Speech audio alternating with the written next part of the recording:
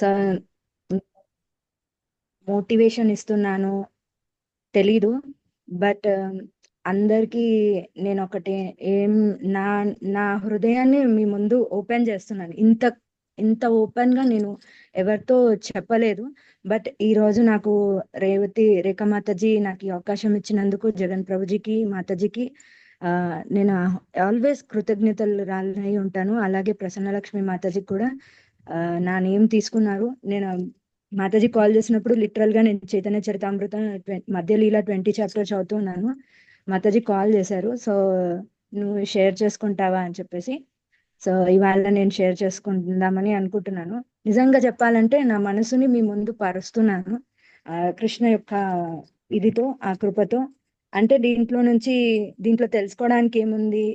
ప్రతి ఒక్కరి జీవితంలో ప్రాబ్లమ్స్ అనేవి ఉంటాయి కదా. అంటే అవును, నిజమే, అది అందరి జీవితంలో ప్రాబ్లమ్స్ అనేవి ఉంటాయి. బట్ ప్రాబ్లమ్స్ వచ్చినప్పుడు మనం దాన్ని ఎలా తీసుకుంటాము అనేది నేను ఇప్పుడు మీ అందరితో షేర్ చేసుకోవాలనుకుంటున్నాను. ఫస్ట్ నేను చెప్పే ముందు నా గురించి నేను కొంచెం పరిచయం అనేది చేసుకోవాలి. అంటే నేను ఏం గోత్రూ అవుతున్నానో మీకు తెలిస్తే నేను చెప్పే కంటెంట్ కూడా మీకు చాలా నీట్ గా మీకు ఎక్కుతుందని నా ఇది. సో నేను వచ్చేసి తెలంగాణలోనే పుట్టాను. సో మా అమ్మగారి పేరు రేఖ, మా నాన్నగారి పేరు ఆనందరావు. సో చిన్నప్పటి నుంచి నేను పలు రకాలైన హెల్త్ సమస్యలతో బాధపడుతూనే ఉన్నాను. సో అలా చిన్నప్పుడు రకరకాల హెల్త్ ఇష్యూస్ వచ్చినప్పటికీ దాన్ని ఓవర్కమ్ చేస్తూ ఎడ్యుకేషన్ లో ఫస్ట్ లో చైల్డ్హుడ్ లో కొంచెం వీక్ గా ఉండింది. సో అక్కడ ఉన్నప్పుడు మా ఫ్యామిలీ ఫ్రెండ్స్ మా పక్కనే ఉండేవాళ్ళు. వాళ్ళ గైడెన్స్ తో, వాళ్ళ సహాయంతో వాళ్ళ పిల్లలు నాకు చదువు నేర్పించడం అనేది జరిగింది. సో అలా నేర్చుకొని నేను నా ఇంటర్ గ్రాడ్యుయేషన్ కంప్లీట్ చేసుకున్న తర్వాత నాకు ఇంట్లో పెళ్లి సంబంధాలు అనేది చూశారు. న్యాచురల్ గా అందరి లైఫ్ లో జరిగేదే. సో పెళ్లి సంబంధాలన్నీ చూశారు, పెద్దలు నిర్ణయించిన వివాహం. అలా నేను పెళ్లి చేసుకొని వచ్చాను. పెళ్లి చేసుకున్న తర్వాతనే నా జీవితంలో అసలైన మలుపు అన్నమాట. అప్పటి వరకు నేను ఒక ఇంట్లో 25 సంవత్సరాల తర్వాత పుట్టిన ఒక అమ్మాయికి ఎలా అయితే ప్రేమ, ఆప్యాయత అన్ని అనురాగం ఎలా అయితే ఉంటాయో, నాకు అవి అన్ని కూడా చాలా ఎక్స్ట్రీమ్ గా ఇచ్చారు. అప్పుడు లైఫ్ అంటే ఏంటో కూడా నాకు తెలియదు. అలాంటి క్రైసిస్ లో నుంచి నేను బయటికి వచ్చిన తర్వాత నాకు మ్యారేజ్ అనేది ఒకటి జరిగింది. అప్పటికి నాకు జీవితం మీద పూర్తి అవగాహన కూడా లేదు. ఒక పెళ్ళైన వివాహిత ఎలా ఉండాలో కూడా నాకు నిజంగా తెలీదు. అలాంటి టైంలో అసలు పెళ్లి అంటే కాన్సెప్ట్ ఏంటో కూడా తెలియని టైంలో నాకు మ్యారేజ్ అనేది జరిగింది. బట్ ఆ నెక్స్ట్ ఏడాది అంటే మ్యారేజ్ అయిన కరెక్ట్ 6 మంత్స్ తర్వాత మేము ఒక కొత్త ఇల్లు మా అత్తగారు వాళ్ళు కొనుక్కొని అక్కడికి షిఫ్ట్ అయినప్పటి నుంచి నాకు సివియర్ హెల్త్ ప్రాబ్లం అనేది స్టార్ట్ అయింది. ఆ అది వచ్చేసి ఫస్ట్ లో నాకు ట్యూమర్ అని చెప్పారు. సో అది బ్లడ్ క్లాట్ గా ఉండింది. ఫస్ట్ లో చాలా చిన్న క్లాట్స్ గా ఉండింది బ్రెయిన్ లో. అది పోను పోను అంటే సుమారుగా ఆల్మోస్ట్ ఒక 10 సంవత్సరాలు గడిచిపోయాక అది చిన్న సైజ్ ట్యూమర్ గా ఫామ్ అయింది. సో చిన్న ట్యూమరే, ఏం ప్రాబ్లం లేదు, పర్లేదు, ఏం కాదు అని చెప్పేసి అందరం లైట్ తీసుకున్నారు. దాని గురించి పెద్ద ఇష్యూ చేయలేదు. ఈ గ్యాప్ లో ఏమైందంటే ఎవరైతే డాక్టర్ నన్ను ట్రీట్ చేస్తున్నారో ఆ ట్యూమర్ ని క్యాన్సర్ అనుకొని దానికి రాంగ్ ట్రీట్మెంట్ అనేది చేయడం జరిగింది. అలా ఒక 4 సంవత్సరాలు ఆ మెడిసిన్ అనేది నేను తీసుకోవడం జరిగింది. సో ఆ ట్యూమర్ కాస్త ఏమైంది, బల్జప్ అయిపోయింది. సో ఇండైరెక్ట్ గా దానికి రాంగ్ ట్రీట్మెంట్ జరగడం ఒకటి, అండ్ సబ్ కాన్షియస్ గా దానికి బ్లడ్ క్లాట్స్ అనేది ఉండడం వల్ల ఎక్కడి నుంచి స్కోప్ లేదనమాట దాని నుంచి వెళ్ళడానికి బయటికి. సో దీంతో ఆ, నేను ఒక కొత్తగా వెళ్ళిన వాళ్ళు అడ్జస్ట్ అవ్వడానికి కూడా టైం పడుతుంది కదా, కొత్త ఇంట్లో కొత్త వాళ్ళు కొత్త మనుషుల మధ్యన. సో ఆ క్రైసిస్ లో అందరినీ అర్థం చేసుకునే క్రమంలో ఆ డిప్రెషన్ కి కొంచెం నేను ఓవర్ త్రూ అయి వెళ్ళాల్సి వచ్చింది నా అత్తగారింట్లో కూడా. అలా జరుగుతున్న క్రమంలోనే ఆ ఆ క్లాట్స్ కాస్త పెరగడం, అది కాస్త గ్రో అవ్వడం, ఇవన్నీ జరిగాయి. అండ్ లిటరల్లీ ఈ గ్యాప్ టైంలో ఒక 1 ఇయర్ పీరియడ్ నాకు భగవత్ కృప చేత చాలా ఏమీ లేకుండా, అంటే నేను కన్సీవ్ అవ్వడం, అంటే నేను ప్రెగ్నెంట్ గా ఉండడం, ఆ 1 ఇయర్ గ్యాప్ లో నాకు ఎలాంటి హెల్త్ సమస్యలు లేకుండా భగవంతుడు ఒక జీవిని భూమిపైకి పంపించారు. అండ్ ఆ క్రమంలోనే మా అమ్మగారు నా నుంచి దూరం అయ్యారు. అంటే నువ్వు ఎవరికైతే బాగా అటాచ్ అయి ఉంటారో వాళ్ళని కొద్ది రోజులు మీకు భగవంతుడు దూరం పెట్టే ప్రయత్నం అనేది చేస్తారనమాట. అలా నేను మా అమ్మ నాన్న వాళ్ళు మా తమ్ముడికి మ్యారేజ్ అవ్వడం, వాళ్ళు యుఎస్ వెళ్ళడం, అక్కడ ఉండడం అనేది జరిగింది. సో అలా వాళ్ళు వెళ్ళిపోయిన క్రమంలో నా లైఫ్ లో నేను పడ్డ స్ట్రగుల్ ఏదైతే ఉందో, ఈ పీరియడ్ ఆఫ్ టైం పెళ్లి నుంచి నా పాప పుట్టడానికి 10 సంవత్సరాలు 11 సంవత్సరాలు ఏదైతే గ్యాప్ వచ్చిందో, ఆ గ్యాప్ లో నేను పడ్డ స్ట్రగుల్ ఎలాంటిది అంటే మా అమ్మ వాళ్ళు గుడి, మసీద్, చర్చ్, మక్కా, చెట్టు, ప్రతి దేవుడి దగ్గరికి వెళ్ళారు. కనిపించిన ప్రతి దేవుడికి మొక్కారు. ఎలా మా పాప సేవ్ అవుతుంది. ఆ టైంలో నాకు డాక్టర్స్, నాకున్న కండిషన్, నా పొజిషన్ తెలిసింది ఏంటంటే, ప్రపంచంలో వేలల్లో ఒక్కరికి బ్రెయిన్ స్కల్ బయటికి నర్వ్స్ అనేది ఉండడం జరుగుతుంది. అలా రేర్ కేస్ నాది అన్నమాట. అంటే చిన్న ట్యూమర్ ఉంటే ఒక ఆపరేషన్ చేస్తే ఆ జీవిత తన ప్రాబ్లం సెట్ అయిపోతుంది. తన నెక్స్ట్ డే నుంచి తన లైఫ్ లో నార్మల్ గా కంటిన్యూ అవుతుందని ఒక హోప్ ఉంటుంది పేరెంట్స్ కి. కానీ నా కేసులో అలా లేదనమాట. నేను ఆ నిమిషంలో ఎప్పుడైతే మా అమ్మ వాళ్ళు నాకు దూరం అయ్యారో, నా పాప చిన్నగా ఉందో, ఆ క్రమంలో నేను తీసుకున్న నిర్ణయం ఏంటంటే, లైఫ్ పోతూ ఉంది జర్నీ. అందరు మెటీరియల్ గా ఎలా ఆలోచిస్తారో, ప్రాబ్లమ్స్ వస్తున్నాయి పోతున్నాయి, ఇది ఇంతే నా జీవితం, ఇక్కడే ఆగిపోతుందా, ఎలా కంటిన్యూ ఇలాగే వెళ్ళిపోతూ ఉంటామా మనం, ప్రతి నిమిషం ఇలా పోరాడుతూనే ఉండాలా, దీనికి ఎండ్ అనేది ఏది ఉండదా, బాధలు వస్తూనే ఉంటాయా, భగవంతుడు అనేవాడు హెల్ప్ చేయడా. నాకు తెలిసి ప్రపంచంలో ఎవరు అంతగా భగవంతుడిని దూషించి ఉండరేమో నేను దూషించినట్టుగా. సో అంత ఘోరాతి ఘోరంగా నేను భగవంతుణ్ణి దూషించిన వాళ్ళల్లో ఎవరన్నా ముందంచెలో ఉంటారంటే అది నేనే అన్నమాట. మా అమ్మగారిని రకరకాలుగా క్వశ్చన్ చేశారు. ఎందుకంటే మా నాన్న, మా అమ్మ వైష్ణవ కుటుంబంలో పుట్టి చిన్నప్పటి నుంచి వాళ్ళు భక్తి చేస్తూనే ఫ్యామిలీ అంతా డివోషనల్ గా ఉంటూ పొద్దున్న 4 గంటలకు లేసి మధ్యాహ్నం 1 గంట వరకు కూడా వాళ్ళు దేవుడి గదిలో నుంచి బయటికి రారు. అనునిత్యం దేవారాధన నడుస్తూనే ఉంటుంది. ఇంట్లో శాలిగ్రామాలు ఉన్నాయి, వాటికి వర్షిప్ చేస్తూనే ఉంటారు. మా మా అమ్మగారు దేవి అనుష్ఠానం అలాగే శివుడి అనుష్ఠానంతో పాటుగా అవి రెండు చేస్తూ ఉండేవాళ్ళు. అలాంటి టైంలో నేను ఒక 5 రోజులు ప్రాంతం ఏంటంటే, నాకు నేను మౌనం అయిపోయాను. నాకు ఎందుకు అలా అయిపోయానో తెలియదు. అంటే ఫ్యామిలీ ప్రాబ్లమ్స్, ఆ స్ట్రగుల్ అన్ని చూసి నన్ను నేను అంతర్గతంగా చాలా సైలెంట్ అయిపోయాను. ఎవరితో ఏం మాట్లాడకపోవడం, ఏం చేయకపోవడం. అలాంటి టైంలో నేను యూట్యూబ్ లో విపరీతంగా బృందావన్ గురించి, కృష్ణుడి గురించి అన్ని వింటూ ఉన్నాను. అప్పటి వరకు నాకు తెలీదు ఒక సన్యాసి అనే వాళ్ళు క్లాస్ తీసుకుంటారని, మనకి ఇస్కాన్ లో ఇలా ఆపర్చునిటీస్ ఉన్నాయి, మనకి ప్రవచనాలు కూడా అందుబాటులో ఉంటాయని నాకు ఏమీ తెలియదు. అలాంటి క్రమంలో నేను వింటూ నా జర్నీ స్టార్ట్ చేశాను. అలా చేస్తూ చేస్తూ ఇప్పుడు మీ అందరి మధ్యలో ఉన్న నిత్యరూపిణి సత్యదేవి మాతాజీ మీ అందరికీ తెలుసు. తన పేరు నాగరాణి మాతాజీ. మాకు నాగరాణి మాతాజీగా తెలుసు అప్పట్లో. సో మాతాజీ అప్పటి వరకు మాట్లాడుతూనే ఉండేవాళ్ళు. అప్పటికి మాతాజీ డివోషనల్ గా ఉన్నారు, ఆ విషయం నాకు తెలియదు. అప్పుడు దివ్య గోలకేశ్వరి మాతాజీ మీ అందరికీ పరిచయమే. మాతాజీ దగ్గరే నేను ట్యూషన్ నేర్చుకున్నాను. సో మాతాజీ అప్పటికి దుబాయ్ లో వచ్చి ఉండడం, మ్యారేజ్ అవ్వడం, మాతాజీ కృష్ణ చైతన్యంలో ఉన్నారన్న విషయం నాకు మా అమ్మగారి మాధ్యమంగా తెలిసింది. సో నేను అప్పటి వరకు నాగరాణి మాతాజీని, అంటే నిత్యరూపిణి మాతాజీని నేను కాంటాక్ట్ చేయడం అనేది జరగలేదు. ఎక్కడ ఉంటుంది హ్యాబిట్స్ అనేది కూడా నాకు, ఆ టెంపుల్ ఎక్కడ ఉంది అనేది కూడా తెలియదు. హైదరాబాద్ లో కొన్ని ఏళ్ల తరబడి ఉన్న గుడి అనేది, మందిరం ఎక్కడ ఉంది అనేది తెలియదు. అలాంటి క్రమంలో నేను టెంపుల్ కి కాల్ చేయటము, ఎవరైతే సేవా ఆఫీస్ లో 24/7 సోషల్ మీడియా సర్వీస్ చేస్తూ ఉంటారో జీవన్ ప్రభుజీ నాకు కాల్ ఎత్తడం జరిగింది. అలా నేను ఇస్కాన్ లో జాయిన్ అవ్వాలనుకుంటున్నాను, నేను ఇంత గ్రాడ్యుయేషన్ చేశాను, నాకు మ్యూజిక్ తెలుసు, ఏదన్నా సేవా అవకాశం ఉంటే నేను ఇలా క్లాసెస్ విందాం అనుకుంటున్నాను అని చెప్పినప్పుడు ప్రభుజీ నన్ను భాగవతం క్లాస్ లో జాయిన్ చేశారు. ఇప్పుడు ఆదిలాబాద్ లో ఉంటున్న ప్రేమ్ నర్తన్ ప్రభుజీ భాగవతం మొదటి స్కందం 14వ చాప్టర్ ప్రభుజీ ఎక్స్ప్లెయిన్ చేస్తున్నప్పుడు నేను జాయిన్ అయ్యాను. అలా వచ్చిన తర్వాత SGR సెక్షన్స్ అనేవి స్టార్ట్ అయ్యాయి. సీక్రెట్స్ ఆఫ్ గీతా రివీల్ ఇప్పుడు 6 రోజులు జరుగుతుంది హ్యాబిట్స్ నుంచి.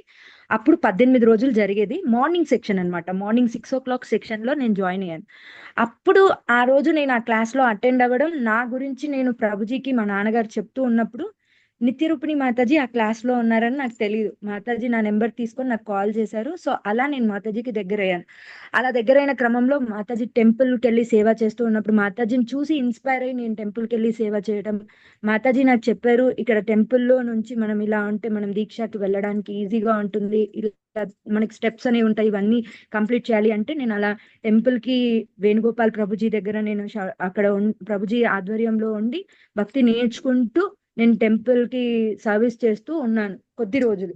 సో ఫుల్ గా కమిట్ అయ్యానంటే అప్పటికి నాకు దేని గురించి జీరో నాలెడ్జ్ ఉంది. సో అప్పుడు మాకు జపా క్లాస్ స్టార్ట్ అయింది. అలా జపా క్లాస్ లో అందరితో కనెక్ట్ అయి ఉండడం, అలా కనెక్ట్ ఉండడం జరుగుతూ నా భక్తి జర్నీ అనేది ప్రశాంతంగా కొనసాగింది. ఈ క్రమంలో ఏంటంటే నాకు డాక్టర్స్, నేను కృష్ణ చైతన్యంలోకి వచ్చినప్పుడు నాకు టైమే లేదు, ఇంకొక వారం రోజులలో పాప చనిపోతుంది. సో మేమేమి చేయలేము, మీరే కాదు మీరు ఎక్కడ ఏ డాక్టర్ దగ్గరికి వెళ్ళినా బ్రతకదు పాప, మేమేం చేయలేమని చెప్పారు. అలాంటి క్రమంలో నన్ను ఎవరైనా చెయ్యి పట్టుకొని కాపాడారు అంటే సాక్షాత్తుగా కృష్ణ పరమాత్ముడే తప్ప ఇంకెవ్వరు కాపాడలేదు.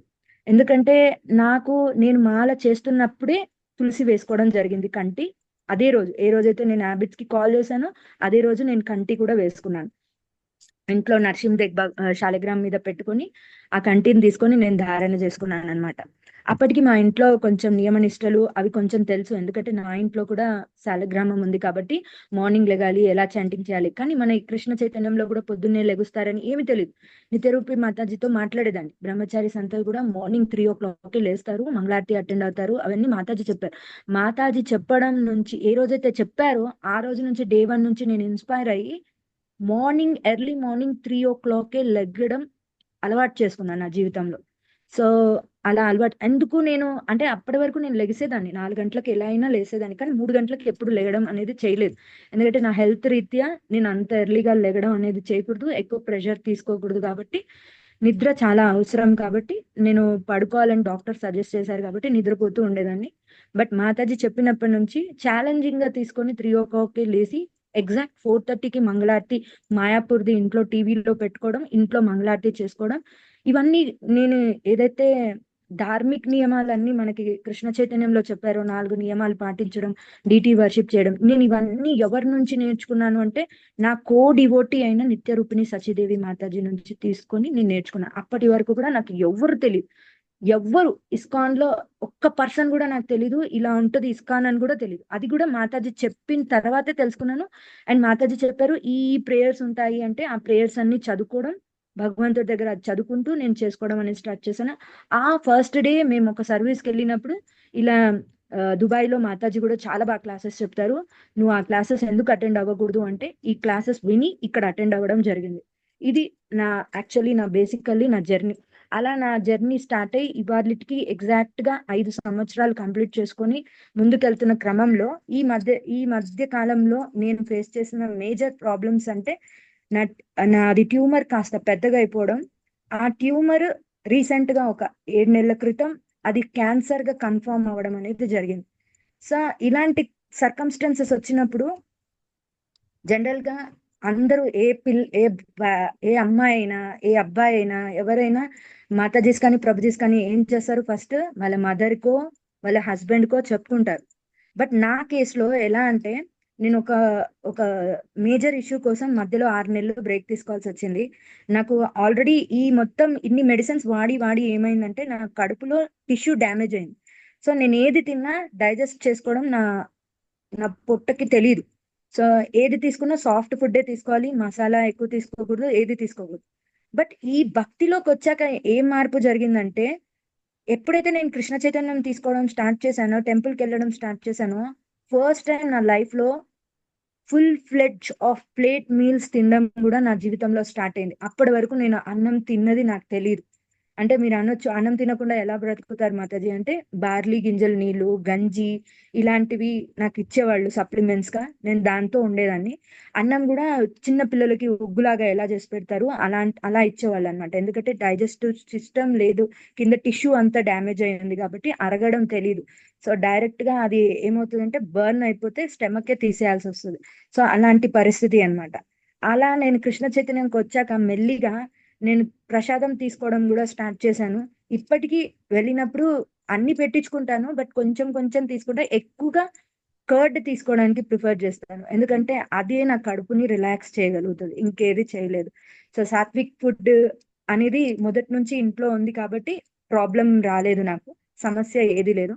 బట్ జపంలో కూడా ఏ రోజు సమస్య రాలేదు. వారం పొద్దున 8 రౌండ్లు, రాత్రికి 8 రౌండ్లు చేసుకుంటూ ఉండేనని క్రమక్రమేణా నెల రోజుల మాధ్యమంలోనే 32 మాలలకి రీచ్ అవడం, ఇంకో నెలలో 48. అలా నా టార్గెట్ ని లిటరల్ గా చెప్పొచ్చో లేదో తెలీదు, బట్ నేను ఇవాళ మొత్తం నా మనసుని విప్పి మీ ముందు పరుస్తున్నాను కాబట్టి నేను ప్రతి విషయాన్ని మీకు షేర్ చేసుకుంటున్నాను. అలా నేను ఒక 100 రౌండ్స్ ఆఫ్ టార్గెట్ కి చాలా షార్ట్ పీరియడ్ లో 7 months లో రీచ్ అయ్యాను. దారుణంగా క్లాసెస్ వినేదాన్ని. ఈ గోపి గీత్ కి మీరెంత సిన్సియర్ గా వస్తున్నారో ఒకప్పుడు నేను అంతే సిన్సియర్ గా వచ్చేదాన్ని. చాలా క్లాసెస్ ఎలా అంటే మార్నింగ్ జపా క్లాస్ తర్వాత ఇంకో గ్యాప్ కి నేను గౌరంగ దర్శన్ ప్రభుజీ క్లాస్, తర్వాత అమరేంద్ర ప్రభుజీ క్లాస్, తర్వాత ప్రణవానంద ప్రభుజీ క్లాస్, తర్వాత లీలా మోహన్ దాస్ ప్రభుజీ క్లాస్, అలా చాలా మంది క్లాసెస్ వినేదాన్ని. దాంతో పాటు మాకు SGR 108 ప్రతి ఒక్క శ్లోక డీటెయిలింగ్ తోటి లక్ష్మీ నరసింహ ప్రభు క్లాసెస్ తీసుకునేవాళ్ళు. ఆ క్లాసెస్ వినేదాన్ని. మళ్ళీ దివ్య గోలోకేశ్వరి మాతాజీ అక్కడ మాకు శ్లోకాలు నేర్పించడానికి రిసైటింగ్ చిన్నపిల్లల కోర్స్ స్టార్ట్ చేసింది, శ్లోకాలు నేర్పించడం. ఆ చిన్నపిల్లల కోర్స్ లో కూడా జాయిన్ అయ్యి అక్కడ ఆ క్లాసెస్ వినేది. రెగ్యులర్ గా ఒక డేలో 12 నుంచి 13 క్లాసెస్ అనేది ఒక 2 ఏళ్ళు విన్నాను. చాలా 2 ఏళ్ళు అంటే ఆ క్రమంలో అందరూ ఎలా అనుకున్నారంటే ఫ్యామిలీకి టైం ఇయ్యదు, హస్బెండ్ కి టైం ఇయ్యదు, ఇంట్లో వంట వరపు ఏముండదు, కూర్చొని ప్రశాంతంగా అన్ని చేసుకుంటుంది. కానీ నేను ఇవన్నీ చేసుకుంటూనే బ్యాలెన్స్డ్ గా మళ్ళీ నేను ఇది కూడా చేసుకున్నాను. బట్ ఆ క్రమంలో ఏమైందంటే మా హస్బెండ్ కి నేను ఇవ్వాల్సిన టైం నేను ఇవ్వలేకపోయాను ఆ జర్నీలో. సో నేను తను డివోటీ కావాలని చాలా సంకల్పించుకున్నాను. కానీ తను డివోటీగా రావడానికి చాలా స్ట్రగుల్ తీసుకోవాల్సి వచ్చింది. 4 ఏండ్లు ప్రయత్నం. ఈ గ్రాఫ్ లో ఏమైందంటే నా ట్యూమర్ కాస్త పెద్దగా అవడం, నేను 2 ఏండ్లు సర్వీస్ చాలా బాగా చేసి తర్వాత నెక్స్ట్ ఇయర్ నుంచి నేను సర్వీస్ కి అంతగా వెళ్ళకపోవడం, చాలా సార్లు ఫెయింట్ అయి పడిపోవడం, మెమరీ లాస్ అవ్వడం, ఇలాంటివన్నీ జరిగాయి అనమాట. చాలా గోత్రూ అయ్యాను. ఇంత క్రమంలో కూడా గోత్రూ అయినా ఏది నన్ను కాపాడుతూ వచ్చిందంటే కృష్ణ నన్ను కాపాడుతూ వచ్చింది. ఎందుకంటే డే 1 నుంచి నా ఫేత్ ఏంటంటే అనునిత్యం నిన్నెవరైనా చూసుకుంటారు కంటికి రెప్పలా అంటే మీ అమ్మ చూసుకోదు, మీ నాన్నగారు చూసుకోరు, మీ భర్త చూసుకోరు, మీ పిల్లలు చూసుకోరండి. ఇది ప్రతి మాతాజీస్కి ప్రతి ప్రభుజీస్కి చెప్తున్నాను. వన్ ఫైన్ డే మీకు మీరు అలోన్ గా ఉండాల్సి వస్తుంది. అలా వచ్చినప్పుడు మిమ్మల్ని మీరు ఎంతగా చైతన్యపరుచుకుంటారు. అదే నిజమైన మీరు చేస్తున్న భక్తికి నిదర్శనం ఏంటో తెలుసా? మీలో మీరు సంఘర్షణ చేస్తూ ఒక్కరిగా ఉంటారు చూడండి, అది మీ జీవితాన్ని ఒక మలుపు తిప్పుతుంది. అది శుద్ధ భక్తి వైపు మిమ్మల్ని నడిపిస్తుంది. నేను అలాంటి జీవితాన్ని చూసిన ఒక పర్సన్ మన మధ్యనే ఉన్నారు. సో అలా వాళ్ళని చూసి నేను నేర్చుకున్నాను నా జీవితంలో లైఫ్ ఇంత స్ట్రగ్లింగ్ గా కూడా ఉంటుందా అని.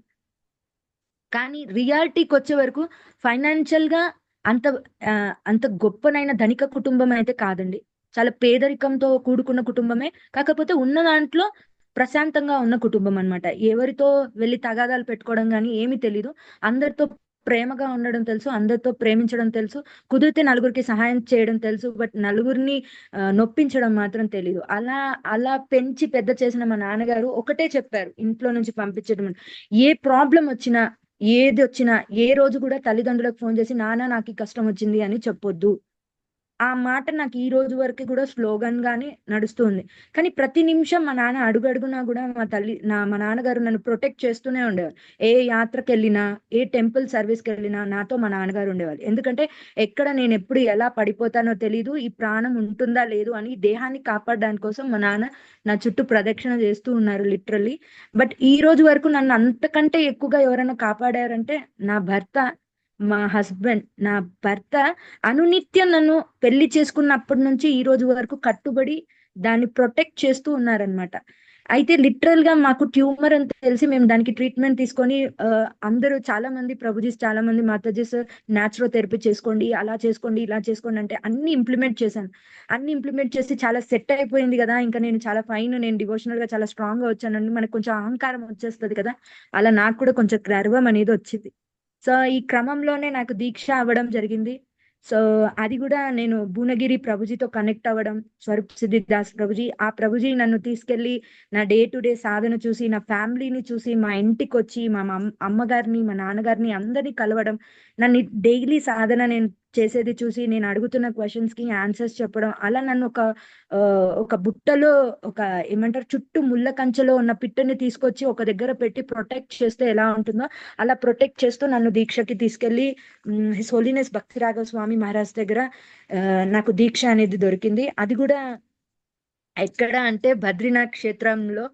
సో సో హృషికేశ్ ధామ్ లో నాకు దీక్ష అనేది జరగడం, అది కూడా బ్రహ్మ ముహూర్త తెల్లవారుజామునలో 4 గంటలకి దీక్ష సెరమనీ స్టార్ట్ అయితే ఎగ్జాక్ట్ 5:45కి నా దీక్ష అనేది జరగడం జరిగింది.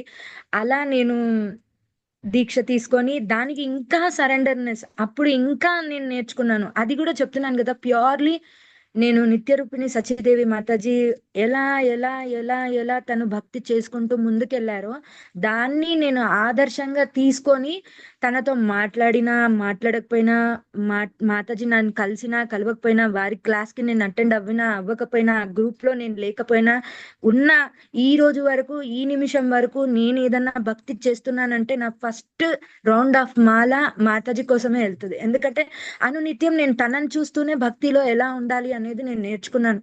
అండ్ తనలాగే నేను అవ్వాలి అని చెప్పేసి లిటరల్లీ ఒక గోల్ లా పెట్టుకొని ట్రై చేస్తూ వెళ్ళాను అనమాట. అంత సరెండర్నెస్ తో ఉండాలని. అలాంటి క్రమంలో నాకు కన్ఫర్మ్ అయింది ఏంటంటే క్యాన్సర్ అని కన్ఫర్మ్ అయింది. ఏదైతే ట్యూమర్ ఉందో అది చిన్నగా ఉన్న ట్యూమర్, అది కాస్త బల్జప్ అవ్వడం, దాంతో అది క్యాన్సర్ అవ్వడం. ఈ మధ్య కాలంలో 4 కీమోథెరపీస్ ని నేను అటాక్ అవ్వడం అనేది జరిగింది. ఆ 4 కీమోథెరపీస్ తీసుకున్న ప్రతిసారి కీమో రేడియేషన్ రేడియేషన్ థెరపీ ఇచ్చేవాళ్ళు మార్నింగ్, నైట్ నైట్ టైంలోనే ఇది జరిగేది. ఫస్ట్ రేడియేషన్ థెరపీ ఇచ్చిన 2.5 hours తర్వాత కీమో ఇచ్చేవాళ్ళు.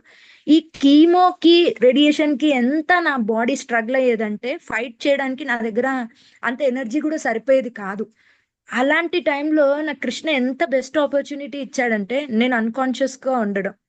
కాన్షియస్ లో ఉండేదాన్ని కాదు. ప్రతి కీమోలో కాన్షియస్ గా లేను. ఒక రోజు నెక్స్ట్ డే మార్నింగ్ 8 o'clock వస్తే ఆ తర్వాత నెక్స్ట్ డే 2:30కి వచ్చామన్నమాట. అలానే అంత జరుగుతున్న క్రమంలో ఈ పాటికే మరి ఇంత జరుగుతున్న ఇంత పీరియడ్ స్ట్రగుల్ అవుతున్నా మీకు సర్జరీ చేయాలన్న థాట్ ఎవరికి రాలేదంటే డాక్టర్స్ వారి ప్రయత్నం వారు చేస్తూనే ఉన్నారు. లాస్ట్ ఇయర్ వాళ్ళు కూర్చొని డిసైడ్ చేసినప్పుడు అన్నారు, మీకు సర్జరీ ఖచ్చితంగా అవసరం, మేము ఖచ్చితంగా మీకు సర్జరీ చేయాలి. అయితే ఎవరైతే నాకు ఇప్పుడు సర్జరీ చేయబోతున్న డాక్టర్, ఆయన ఆల్రెడీ ఫ్లోరిడాలో one of the famous doctor అన్నమాట. సో ఆయన వచ్చేసి one of the best neuro surgeons in ఫ్లోరిడా. ఆయన 16 years అమ్మాయికి, ఎవరైతే ఆ మెక్సికోలో ఉండే అమ్మాయికి, 16 years అమ్మాయికి నేను ఏదైతే గోత్రూ అవుతున్నానో తను కూడా అదే గోత్రూ అవుతుంది అనమాట. గ్లాస్ట్రోమా అని, అంటే నాకున్న క్యాన్సర్ పేరు గ్లాస్ట్రోమా, జీబీఎం అని పిలుస్తారు. అది క్రిటికల్ కండిషన్ లో ఉంది. అది ఎవరు ఫైండ్ అవుట్ చేయలేకపోయారు. డాక్టర్స్ ఏమనుకున్నారంటే క్యాన్సర్ స్టార్ట్ అయింది, కీమో ఇస్తే 41 సిట్టింగ్స్ అవుతాయి, రేడియేషన్ 11 సిట్టింగ్ అవుతాయి, ఈ సిట్టింగ్స్ లో కూర్చుంటే తనకి తగ్గిపోతుంది అని అనుకున్న వాళ్ళకి నాకు ఎవ్రీ 1 year కి ఒకసారి, ఎవ్రీ 6 months కి ఒకసారి నాకు కంప్లీట్ బాడీ ఎగ్జామినేషన్ అనేది చేస్తారనమాట. అలా చేస్తున్న క్రమంలో వాళ్ళకి ఫైండ్ అవుట్ అయింది ఏంటంటే నాకున్న క్యాన్సర్ ఈ ఫస్ట్ స్టేజ్ కాదు, అది 4th stage లో చాలా క్రిటికల్ కండిషన్ లో ఉంది, ఎన్ని రోజులు ఉంటుందో తెలియదు అని చెప్పేసి డిక్లరేషన్ ఇచ్చారనమాట. సో జనరల్ గా ఈ విషయాలన్నీ కూడా డాక్టర్స్ పేషెంట్ తో డిస్కస్ చేయరు, ఫ్యామిలీ హస్బెండ్ తో డిస్కస్ చేస్తారు. ఈ కీమోస్ కి వెళ్తున్న క్రమంలో ఏం చేశామంటే మధ్యలో ఒక రోజు గీతా జయంతి వచ్చింది. సో గీతా జయంతి నెక్స్ట్ డే నేను కీమోకి వెళ్ళినప్పుడు అక్కడ డాక్టర్ కి నేను ఏం చేశానంటే, ఎవరైతే నాకు ఈ రోజు సర్జరీ చేయబోతున్నారో రేపు, ఆ డాక్టర్ కి నేను భగవద్గీత ఇవ్వడం జరిగింది. So why can't you go through with this Bhagavad Gita అని చెప్పేసి చెప్పాను. సో నేను ఏం గో త్రూ అవుతున్నానో నాకు తెలుసుకోవాలని ఉంది. Can you please suggest me, నేను ఇంకా బెటర్ గా అయ్యి నేను మీ ముందు నుంచొని పాజిటివిటీ యాటిట్యూడ్ తోటి మీకు రెసిప్రోకేట్ అవుతాను అని చెప్పేసి నేను డాక్టర్ కి చెప్పడం జరిగింది అనమాట. అలా చెప్పినప్పుడు డాక్టర్స్ ఎలా రెస్పాండ్ అయ్యారంటే, అంత ఈజీ కాదు నేను చెప్పే విషయాలు మీరు తీసుకోవడానికంటే, ఏం పర్లేదు మీరు చెప్పండి, నేను మెంటల్ గా ప్రిపేర్ అయి ఉన్నాను అన్నారు. ఒక సాటర్డే ఈవినింగ్ పిలిస్తే నేను మా హస్బెండ్ ఇద్దరం ఇక్కడ ప్రభుజీ వాళ్ళ ఇంట్లో నేను కీర్తన అటెండ్ అయిపోయి, మాకు ఋషికేష్ ప్రభుజీ నా శిక్షా గురు, ప్రభుజీ వాళ్ళ ఇంట్లో గృహప్రవేశం అయి హౌస్ వార్మింగ్ సెరమనీ అయిపోయిన తర్వాత మేము అక్కడ వెళ్ళినప్పుడు తను విజువల్ గా కూర్చోబెట్టి మాకు చూపించారనమాట నేను ఏమేమి జరుగుతుంది అని. సో ఆయన చెప్పిన కేసు ఏంటంటే, ఇప్పుడు నాకు లెఫ్ట్ సైడ్ ఉన్న ట్యూమర్ అది కాస్త సెంట్రైజ్ అయింది, మడిల్లోకి వచ్చేసింది అనమాట. సో అది రైట్ కి లెఫ్ట్ కి మధ్యలో ఉంది. దీనివల్ల ఏమవుతుందంటే స్పైన్ కి కనెక్ట్ అయి ఉన్న, బ్రెయిన్ నుంచి స్పైన్ కి కనెక్ట్ అయి ఉన్న దాంట్లో ఆర్గన్ అనేది డ్యామేజ్ అవుతూ వస్తుంది. స్పైనల్ కార్డ్ లిటరల్లీ డ్యామేజ్ అవుతూ వస్తూ ఉందన్నమాట. సో దీంతో నాకు డే 3 గంటలకు లెగిసిన చాలా ఎంత పెయిన్ఫుల్ అంటే, మరణంకి దగ్గరైన పేషెంట్ పొద్దున్నే లేస్తే ఎలా ఉంటుందో నా జీవితం అలా ఉంది. బట్ ఈ కఠిన కాలంలో నేను నేర్చుకుంది ఏంటంటే, ఈ విషయం మా తల్లికి తెలీదు, మా తండ్రికి తెలీదు, మా అత్తగారికి తెలీదు, ఎవ్వరికి చెప్పలేదు నా ఇంట్లో. నేను, నా భర్త, మేమిద్దరమే ఈ ఫేస్ ఆఫ్ లో ఉన్నామన్నమాట. ఇన్ని రోజులు బాగా జరుగుతున్న సాధనలో ప్రతినిత్యం 16 మాలలు చేసుకున్న తర్వాత నేను చేసే సాధన, నన్ను నేను డోర్ లాక్ చేసుకొని ఒక సెంటర్ మ్యాట్ వేసుకొని కూర్చొని చేసుకోవడం స్టార్ట్ చేశాను. ఎంత కష్టంగా ఉందంటే ఆ తర్వాత రౌండ్స్ చేయటం. అంటే మనం అనుకుంటాము జపం చేస్తున్నాము, నేను ఇన్ని రౌండ్స్ చేస్తున్నాను, 16 కదా ప్రభుజీ మేము రేపు చేసేస్తామని అనుకుంటాం. కానీ 16 తర్వాత మీరు సంపూర్ణంగా మీ ఇంద్రియాలను అన్నిటిని ఎటు డైవర్ట్ చేయకుండా మొత్తం కృష్ణుడికే లగ్నం చేస్తూ ఏ శ్వాస ఏ మాట మీ చెవుకి వినపడకుండా చెయ్యాలి అంటే చాలా కష్టం అండి ఆ సాధన. ఎందుకంటే నేను గత 6 నెలలుగా అది చేస్తున్నాను కదా, ఆ ప్రయత్నంలో ఎంత స్ట్రగుల్ అవుతున్నానంటే ఆ జపం చేయటానికి. ఇంత ఈజీ కాదు జపం చేయటం, కృష్ణ రెసిప్రొకేషన్ దొరకడం అంత ఈజీ కాదు అని నేను తెలుసుకున్నాను అనమాట. సో ఇవాళ మేము మ్యూజిక్ క్లాస్ లో కూర్చున్నప్పుడు మా కో డివోటి ఒక మాతాజీ చాలా హెల్త్ ఇష్యూస్ తో సఫర్ అవుతున్నారు. తను చాలా కొలాప్స్ అయిపోయారు అనమాట, లిటరల్లీ పడుకొని ఉన్నారు. సో ఆవిడ అలాగే పడుకొని ఉంటే నేను నా చుట్టూ ఉన్న జనాన్ని నేను ఎలా ప్రిపేర్ చేశానంటే, ఇది కేవలం నా కృష్ణ స్వరంలో ఉన్న వారికే తెలుసు అండ్ నాతో భజనలో ఉన్న వాళ్ళకి మాత్రమే తెలుసు, ఇంకెవరికి ఈ విషయం తెలీదు. సో నేను వాళ్ళకి ఎలా చెప్పానంటే, సి మా ఇది కూడా నేను మా శిక్షా గురువు క్లాసెస్ వినే తెలుసుకున్నాను. ఏంటంటే మనము అన్ని ఆ, మంచి విషయానికి ఎంత రెసిప్రొకేట్ అవుతామో, plan A, plan B, plan C చాలా అవసరం ప్రతి వాళ్ళ జీవితంలో. మంచి జరుగుతున్నప్పుడు మనం కృష్ణకి థ్యాంక్స్ ఎంత గ్రాటిట్యూడ్ ఎంత సరెండర్నెస్ తో చెప్తామో, మీ జీవితంలో వచ్చే కష్టం వచ్చినప్పుడు కూడా అంతే సరెండర్నెస్ తో కృష్ణుడికి థ్యాంక్స్ చెప్పడం చాలా చాలా చాలా అవసరం అన్నమాట. ప్రతి వాళ్ళు అనుకుంటారు, ఆ మాతాజీ ఒక మాట అనింది చెప్తూ ఉన్నప్పుడు, నాన్న నువ్వు చిన్న పిల్లవే, నా పాప చిన్న పిల్లే. సో ఆ, అలా సో నువ్వు రావాలి, నేను తిరిగి రావాలి అన్నది. సో డివోటీ ఒక మంచి హార్ట్, వైష్ణవ పరదుఃఖ దుఃఖి, ఒకరు బాధపడుతుంటే చూడలేరు, వాళ్ళు అందులో నుంచి క్రైసిస్ లో నుంచి బాధపడడానికి. ఇప్పుడు నా డాక్టర్స్ నన్ను ఏం చేశారంటే, ఒక రూమ్ లో నన్ను పెట్టి ఎవ్రీ డే అబ్జర్వేషన్ అనమాట. ప్రతి రోజు నేను ఏం చేస్తున్నాను అనేది వాళ్ళకి వీడియో పంపించాలి. అండ్ ఈ ఆపరేషన్ కి నేను వెళ్తుంటే ప్రతి ఒక్క ఆపరేషన్ లో వాళ్ళ ఫ్యామిలీ మెంబర్స్ పక్కన ఉంటారు, మైండ్ మోటివేట్ చేయడానికి, నీకు ధైర్యం చెప్పడానికి. బట్ నాతో ఎవ్వరూ లేరు, ఎందుకంటే నా దగ్గర ఉన్న లక్ష్మికి నేను ఒక్కదాన్ని వెళ్ళడమే చాలా గ్రేట్. అలాంటిది ఇంకా నాతో పాటు ఇంకొకరు రావడానికి స్కోప్ లేదు. మా ప్రభుజీ నాతో పాటు జస్ట్ వారం రోజులు వస్తున్నారు, తర్వాత నా పాపని చూసుకోవాలి కాబట్టి తను ఇక్కడ అత్తగారిని, పాపని, మా అమ్మని, నాన్నని వాళ్ళు చూసుకుంటూ మేనేజ్ చేస్తున్నారు. నా ఫ్యామిలీకి నేను చెప్పిన మాట ఏంటంటే, నేను ఆయుర్వేదం ట్రీట్మెంట్ కి వెళ్తున్నాను పంచకర్మ చేసుకోవడానికి, నేను మళ్ళీ తిరిగి వస్తాను అన్న మాటే చెప్పాను. కానీ ఈ రోజు వరకు నేను ఇది గోత్రూ అవుతున్నానని మా నాన్నగారికి గాని మా అమ్మకి గాని ఎవరికి తెలియదు అనమాట. అఫ్ కోర్స్ మా నాన్న నాతో పాటు హాస్పిటల్కి వచ్చారు, నేను ఫెయింట్ అయి పడిపోతున్నా, జస్ట్ ఏదో ట్రీట్మెంట్ చేయడానికి వచ్చారు అనుకున్నారు. కానీ ఈ విషయాలు ఏవి మా నాన్నగారికి తెలియదు అనమాట. మేమిద్దరమే అది లోపల పెట్టుకొని స్ట్రగుల్ అవుతున్నాం. మీరు అనొచ్చు, ఎందుకు తల్లిదండ్రులకు చెప్పకుండా అలాంటి నిర్ణయాలు తీసుకుంటారా అంటే, కొన్ని సందర్భాలలో పెళ్లి చేసి పంపించాక భర్తే సర్వం అని చెప్పారు. ఆయననే నీకు తండ్రి, ఆయననే నీకు అన్ని, నీకు కష్టం వచ్చినా దుఃఖం వచ్చినా తనతోటే ఉండాలని చెప్పారు.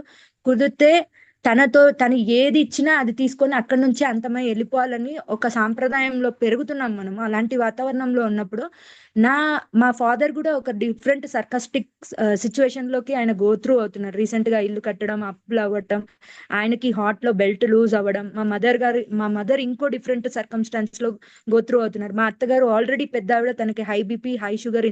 ఇంతమందిని ప్రెషర్ నేను ఇవ్వాలనుకోలేదు. ఒకటే నేను నిర్ణయించుకున్నాను, నా ఇంట్లో రాధా గోవింద్ డీటీ ఉంది, ఆ డీటీస్ దగ్గరికి వెళ్ళి ప్రతినిత్యం నాకు జరుగుతున్న పెయిన్ ని అతని ముందు పెట్టేసుకొని నేను ఏం చెప్తున్నానంటే, సి నేను నిజంగా సిన్సియర్ గా చేస్తున్నానా భక్తి, ఏం చేస్తున్నా నాకేమీ తెలీదు. కానీ మనస, వాచ, కర్మణ, దేవ సర్వధర్మాన్ పరిత్యజ్య మామేకం శరణం వజ అహత్మా సర్వ పాపేభ్యో మోక్షేషామి మా శుచః అని భగవంతుడు ఏదైతే భగవద్గీతలో చెప్పారో, అది ఎంతమంది ఎంత సీరియస్ గా తీసుకున్నారో లేదో తెలియదు. కానీ నేను ఇక్కడ ఎవ్వరి గురించి మాట్లాడట్లేదు, కేవలం నేను ఏది ఫేస్ చేస్తున్నా, ఎలా నాకు అనిపించింది, ఏం చేస్తున్నా అది మాత్రమే నేను రివీల్ చేస్తున్నాను అనమాట. భగవంతుడి దగ్గర ఇదే మాట చెప్పుకొని ప్రతినిత్యం నాకు జీవితంలో ఏమేమైతే గోత్రూ అవుతున్నాను. ఈ రీసెంట్ గ్యాప్ లో మా అమ్మ వాళ్ళు గృహప్రవేశం చేయటం, ఆ ముందు రోజు నేను వామిటింగ్స్ చేసుకొని కీమోకి వెళ్ళేసి వచ్చి ఆ నెక్స్ట్ మినిట్ నేను ఆ గోప్రవేశంలో వాళ్ళ ముందు నవ్వుతూ తిరగాలంటే చాలా కష్టం అది నార్మల్ పర్సన్ కి. బట్ కృష్ణని మైండ్ లో పెట్టుకొని, నువ్వు ఉన్నావు నాకు, వాళ్ళకి ఏమి తెలియనివ్వకు, ఏమి కాకూడదు నాకు ఈ మొత్తం జరిగేదాకా, ఎక్కడి నుంచి శక్తి వస్తుందో నాకు తెలియదు, కానీ ఇది సక్సెస్ఫుల్ గా చేసేలాగా తీసుకెళ్ళు. నువ్వు ఎప్పుడైతే ఖచ్చితంగా భగవంతుడిని నమ్ముకుంటావో, ఆ భగవంతుడు అనునిత్యం నిన్ను కాపాడుతూ ఉండడానికి ఉంటాడు అనడానికి నా లైఫ్ లో, నా మూమెంట్స్ లో, నాకు ఇప్పుడు జరుగుతున్న దాంట్లో అణువు నిమిషంలో భగవంతుడు ఉన్నాడు. నేను కొంచెం లో అయితే నా ఇంటికి ఒక డివోటీ రావడము, నేను కొంచెం లో అయితే ఒక డివోటీ దగ్గర నుంచి కాల్ రావడము, నేను కొంచెం లో అయితే ఇంకెక్కడి నుంచో మోటివేషన్ రావడము, నా జీవితంలో నేను కొలాప్స్ అవుతున్న టైంలో ఎక్కడో నాకు పిలిచి ప్రవచనం చెప్పడాలని పిలిపించడము, ఇలాంటివన్నీ జరుగుతున్నాయి. ఈ రోజు ఈ మూమెంట్ కూడా నేను ఈ క్లాస్ చెప్తానని నాకు తెలియని కూడా తెలియదు. అప్పుడు కూడా నేను చైతన్య చరితామృతాన్ని చదువుతూ, నాకు నా పాప రేపు నా పుట్టినరోజు, తను ఒక ఆర్ట్ వేసి తీసుకొచ్చి, అమ్మ ఇది నేను నీ కోసం వేశాను అన్నప్పుడు తను గుర్తొచ్చి, నేను తనకి ఏమి, నేను ఎవరికన్నా చెప్పుకోవాల్సి వచ్చే సిచ్యువేషన్ ఉంది అంటే, సారీ, నా పాపకి నేను ఎక్స్ప్లెనేషన్ ఇచ్చుకోవాలి. సో దానికి కూడా నేను ఏమి చెప్పలేదు.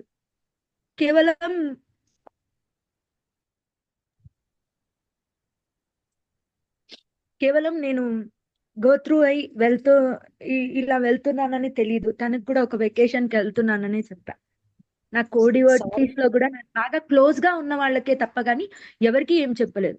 నేను ఇందులో చెప్పేది ఏంటంటే, ఇవాళ మాతాజీ లో అయినప్పుడు నాకు ఎక్కడి నుంచి వచ్చింది, నేనేనా ఇలా చెప్పగలుగుతున్నాను అని ఆశ్చర్యపరిచిన సన్నివేశం ఏంటంటే, తను చాలా లో అయి డిప్రెషన్ అవుతున్నప్పుడు, ఎవరు నీ ఫ్యామిలీ, ఎవరు నీ వాళ్ళు, ఎవరు నీ కుటుంబం, ఎవరు నీతో ఉంటారు,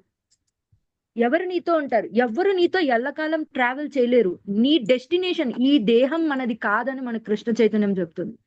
ఆత్మ మాత్రమే భగవంతుడి దగ్గర నుంచి వచ్చింది. దాని కర్మ చేసుకోవడానికి అది ఈ ఒక దేహాన్ని తీసుకొని ఇందులో ఉండి మనం భగవంతుడు చెప్పిన కార్యాన్ని చేయటానికి వస్తున్నాం. నిజంగా అన్నిటికంటే జీవితంలో చాలా అతి కష్టమైనది ఏంటో తెలుసా అండి? అది ఎవరికైనా కావచ్చు. అంటే మేబీ చాలా మంది ఆ స్టేజ్ దాటిపోయి ఉంటారు. ఫైనాన్షియల్ ప్రాబ్లమ్స్ అవ్వచ్చు, ఫ్యామిలీ ప్రాబ్లమ్స్ అవ్వచ్చు, లక్ష్మి లేకపోవచ్చు, బ్రతకొచ్చు, ఈ మూడ్ లేకపోయినా. బట్ నీ దగ్గర ఆయుష్యే లేదనుకోండి, నువ్వు ఏది ప్రూవ్ చేయలేవు. ఈవెన్ నువ్వు శుద్ధ భక్తులు పోయి ప్రూవ్ చేసుకోవాలన్నా ఫస్ట్ ఆఫ్ ఆల్ నీ దగ్గర ఆయుష్ ఉండాలన్నమాట. సో నీకు అది లేదు అనునిత్యం నీకు గుర్తు చేస్తూ డాక్టర్స్ చెప్తూ, ఈ మెడిసిన్ తీసుకుంది నిద్ర రాదు, ఈ మెడిసిన్స్ తీసుకుంది నీకు ఆకలేదు, ఇది లేకపోతే నువ్వు బ్రతకలేవని అనునిత్యం నీకు పాయింట్అవుట్ చేస్తూ ఉంటారు చూడండి. ఆ జర్నీ చాలా కష్టమైంది. బట్ నేనేం నేర్చుకున్నానంటే ఈ జర్నీలో, ప్రిపేర్ ఫర్ ఒకటేంటంటే, ఈ సర్జరీ వల్ల నేను బతకడానికి ఛాన్సెస్ 30% ఉంది. డాక్టర్ చెప్పారు ఖచ్చితంగా. దెర్ ఈస్ 50% ఛాన్సెస్ ఉన్నాయన్నా బ్రతుకుతుందని 100% హోప్ తో చెప్పేవాడు డాక్టర్. అది హోప్ తో చెప్పలే. ఈ ఆపరేషన్ జరిగితే 30% ఛాన్సెస్ ఉంటాయి అని చెప్పారు. ఆ రోజు మా హస్బెండ్ చాలా ఏడ్చేశాడు అనమాట. సో మేబీ నన్ను చూడలేరేమో అని చెప్పేసి అఫ్ కోర్స్ నేను బాధపడ్డాను. ఎందుకంటే ఆఫ్టర్ ఆల్ నేను ఒక మనిషినే, నాలో కూడా ఎమోషన్స్ ఉంటాయి, నాకు హార్ట్ బ్రేకింగ్స్ అనేవి ఉంటాయి. బట్ నేను ఎలా తయారయ్యానంటే ఈ మొత్తం కేసెస్ లో I become just like a బండరాయ్ అనమాట. ఈ స్ట్రగుల్లో ఎలా అంటే, ఒకటే నా మైండ్ లో ఫ్లాష్ అయ్యేది, సి మనం ఎంత కష్టపడి కృష్ణ చైతన్యంకి వచ్చి ఇన్ని 5 సంవత్సరాలుగా భక్తి నేర్చుకొని నువ్వు ఏం చేయాలనుకుంటున్నావు, భగవంతుడికి ఏం తెలుసుకోవాలనుకుంటున్నావు? భగవంతుడు ఆల్రెడీ చెప్పాడు, ఈ దేహం పర్మనెంట్ కాదు, ఇది ఎక్కువ రోజులు నీతో ఉండదని. సో నేను ఒక్కటే, ఎంత కుదిరితే అంత నీ నీ ఎదురుగా ఏది వచ్చినా గ్రాపప్ చేసుకో, ఏ సేవ వచ్చినా గ్రాపప్ చేసుకో. ఏ డివోటీ తిట్టినా ఓకే, తిట్టేని మన వాళ్ళే కదా, మీ అమ్మగారు అయితే తిట్టరా, మా అత్తగారు అయితే తిట్టరా, ఎవరైతే తిట్టరా మన వాళ్ళే కదా, ఓకే లైట్ తీసుకో. అందరినీ నవ్వుతూ పలకరించడం స్టార్ట్ చేయి. ఎవరిని ఎమోషనల్ గా డీగ్రేడ్ చేయడం కానీ, ఎవరిని గాసిప్ చేయడం కానీ, ఇంకో డివోటీ గురించి ఇంకో దేవుడికి చెప్పడం కానీ, ఇలాంటివి ఎప్పుడు మనం చేస్తే భక్తిలో ఎదగకపోగడం పోగా మీ సాధనని మీరే మీ చేతులతోటి మీ కాళ్ళని మీరే నరుక్కున్న వాళ్ళు అవుతారనమాట, లిటరలీ. సో అలాంటి కేసెస్ మనకు ఉండకూడదు. అండ్ ఇంకొకటి ఏంటంటే, ఈ జర్నీ అంతా నేను నోట్స్ లాగా రాసుకుంటున్నాను. ఇప్పుడు ఏదైతే ఫేస్ చేస్తున్నానో సినారియో, ప్రతిదీ I'm writing like a notes. ఎందుకంటే అట్లీస్ట్ ఆఫ్టర్ నేను ఒకవేళ నిజంగా కృష్ణ కృప చేత నేను ఒకవేళ బ్రతికి వస్తే, ఆ జర్నీ చెప్పినప్పుడు అట్లీస్ట్ ఒక్క మనిషి అయినా దాన్ని ఇన్స్పిరేషన్ గా తీసుకొని, భగవంతుడు ఇన్ని రకాలుగా ప్రొటెక్ట్ చేస్తూ ఉంటారా మనని అని తెలుసుకొని వాళ్ళు కూడా భక్తిలోకి రావడానికి ఆస్కారం ఉంటుంది అన్న ఉద్దేశంతో రాసుకుంటున్నాను అనమాట. అది కూడా నేను ఎవరికి షేర్ చేయలేదు, నాకు నేనుగా రాసుకుంటా. అది సెల్ఫ్ మోటివేషన్ కోసం, నా మోటివేషన్ నాకు. అందులో నా భావోద్వేగాలను అన్నిటిని కూడా చాలా వరకు నేను తగ్గించుకోవడం జరిగింది అనమాట. సో మాతాజీకి చెప్పాను, ఎవ్వరు మీ వాళ్ళు కారు, మీకు బాధ్యతలు అయిపోయాయి, పెళ్లిళ్ళు అయిపోయాయి. మీ మాతాజీ వాళ్ళ హస్బెండ్ ఆల్రెడీ చనిపోయారు అనమాట, వాళ్ళ బాబు కూడా చనిపోవడం జరిగింది. మాతాజీ రీసెంట్ గా వాళ్ళ అమ్మాయి పెళ్లి కూడా చేసేసింది. సో మీ రెస్పాన్సిబిలిటీస్ అయిపోయిన తర్వాత మీకు ఇప్పుడు 70 ఏజ్ వచ్చింది, మీరు భగవంతుడికి దగ్గర అవడానికి ప్రయత్నం చేయండి. వీటి గురించి ఆలోచించకండి. ఏంటంటే నేను అనేది, ఇప్పుడు సంసార బంధం ఎలాంటిదంటే, ఒక మాంజ చక్రంలో మీ కాలు ఇరుక్కుంటే అది ఆ మాంజ ఏం చేస్తుందంటే అవతల నుంచి లాగుతున్నప్పుడల్లా మీ కాలు కట్టయ్యే ఆస్కారం ఉంటది. సో మీరేం చేయాలంటే మెల్లిగా ఆ మాంజాలో నుంచి, ఆ దారంలో నుంచి మీ కాలు మెల్లిగా లేపి పక్కకు పెట్టే ప్రయత్నం చేయాలి. ఆ షెల్లో నుంచి బయటికి వచ్చడానికి ట్రై చేస్తారనుకోండి, పక్క వాళ్ళు ఎవ్వరు మీతో ఏది మాట్లాడినా, చుట్టాలు మాట్లాడినా, భక్తులు మాట్లాడినా, భగవంతులు ఎవ్వరు, మన భగవత్ అసోసియేషన్ లో ఉన్న వాళ్ళు ఎవ్వరు మాట్లాడినా అది మీకు అంత ఇంపాక్ట్ అనిపించదు అనమాట. ఎందుకు అనిపించదంటే, భౌతికమైన కష్టాలు కొద్ది రోజులు ఉంటాయి, కొద్ది రోజుల తర్వాత చల్ల నీళ్ళు వస్తాయి, తర్వాత వేడి నీళ్ళు వస్తాయి, కష్టం వస్తుంది, దాంతో సైమల్టేనియస్ గా సుఖం వస్తుంది అన్న విషయం ఇక్కడ ఉన్న అందరికీ తెలిసిందే. కానీ కృష్ణ అనునిత్యం ఎలా ఎల్లవేళలా కాపాడుతూ ఉంటారంటే, హోపే లేదు అని నాకు ఒక ఆపరేషన్ హోప్ ఇవ్వడం.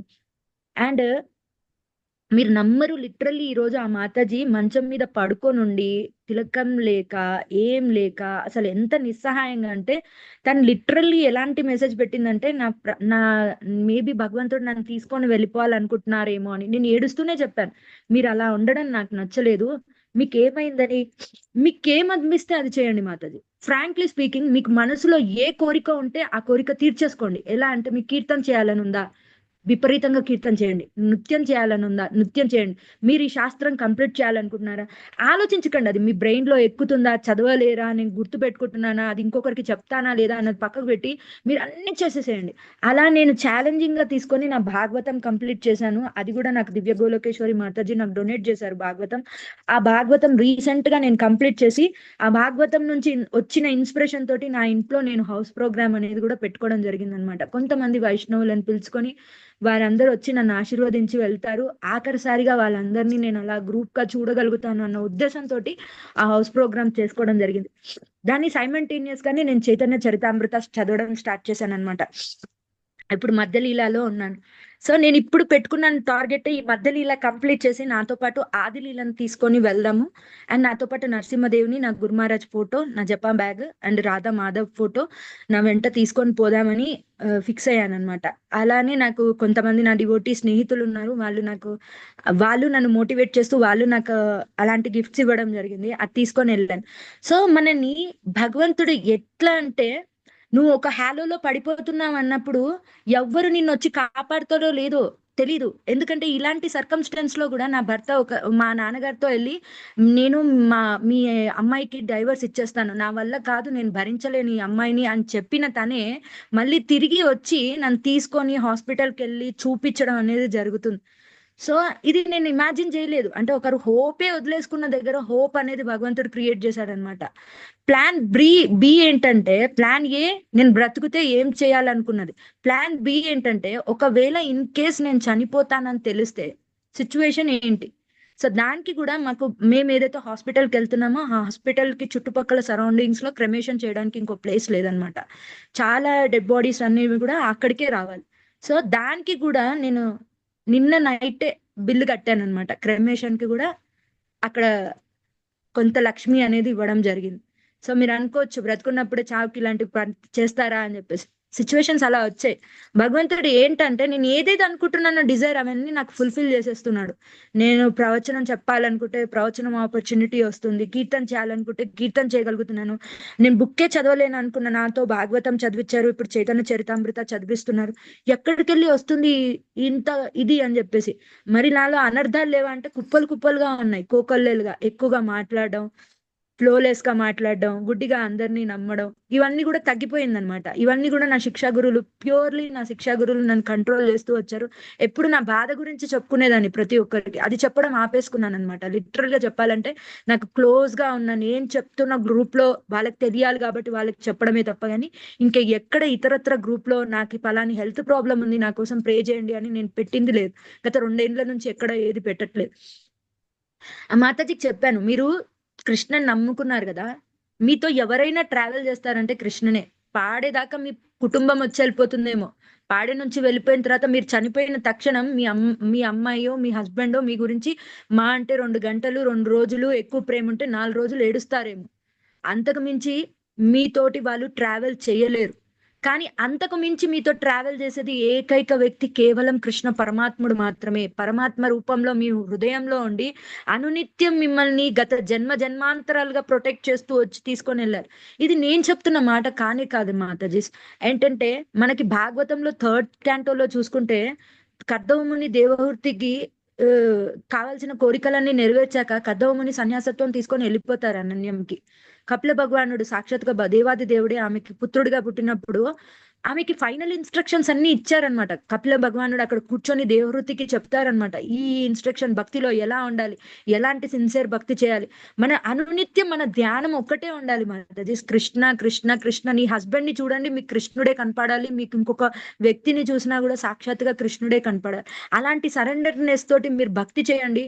ఎందుకు భక్తి రాదు, ఎందుకు మీకు భగవంతుడు కనిపించడు, మీ దీక్ష షెల్టర్ క్లాస్ లో మన పాట వింటున్నారా లేదా, డివోటీస్ మనం చూస్తున్నారా లేదా, ఈ కాన్సెప్ట్ మీరు మర్చిపోతారు తెలుసా. మీ మైండ్ లో ఆ థాట్ కూడా రాదు. చిన్న చిన్న ప్రాబ్లమ్స్ అనేవి మిమ్మల్ని హిట్ కూడా చేయవు. ఎందుకంటే ఇప్పుడు మనిషికి ఆయుష్ ఉంటేనే కదా వాటి కోసం ఫైట్ చేస్తాడు. నీ దగ్గర ఆయుషే లేనప్పుడు ఇప్పుడు మనం చూసాం రీసెంట్ గా కరోనా టైంలో, అప్పటి వరకు పక్కింటి వాళ్ళకి మనకి పడకపోయినా కూడా మీకు కోవిడ్ వచ్చిందంటే వాళ్ళు పాల ప్యాకెట్లు తీసుకొచ్చి గుమ్మం ముందు పెట్టిపోవడం ఇవన్నీ మనం చూసాం. ఎందుకో అంత హ్యూమానిటీ వచ్చిందంటే రేపు పొద్దున ఎవరు బ్రతకరన్న క్లారిటీ వచ్చింది కాబట్టి. సో ఈ రోజు నీ నీ చుట్టుముట్టు ఉన్న జనాలందరూ నీకు ఫేవరబుల్ గా ఎందుకు అవుతున్నారంటే నీ దగ్గర ఆయుష్ లేదు కాబట్టి. సో ఇలాంటి ఆయుష్ని మీరు ఎలా సద్వినియోగపరచుకోవాలి, భగవంతుడికి ఇంకొంచెం దగ్గర అవుతూ ఇంకొంచెం కృష్ణ చైతన్యం పెంచుకుంటూ, కుదిరితే ఈ లాస్ట్ మినిట్ వరకు నలుగురికి భక్తి చెప్పగలిగితే నలుగురికి భక్తి చెప్పండి, నలుగురికి కీర్తన నేర్పించగలిగితే నలుగురికి కీర్తన నేర్పించండి, ఒక్కరికి మాల చేపించగలిగినా ఒక్కరికి మాల చేయించండి. ఎందుకంటే ఎవరి లైఫ్ కి గ్యారంటీ లేదు. ఇవాళ బయటికి వెళ్తే రేపు ఆ పర్సన్ ఇంటికి వస్తారో రారో తెలియదు.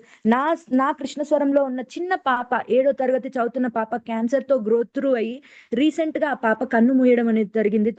తన పేరు జైత్ర. తను టిపికల్ లెగ్ క్యాన్సర్ తో బాధపడి తను కన్ను మూసింది.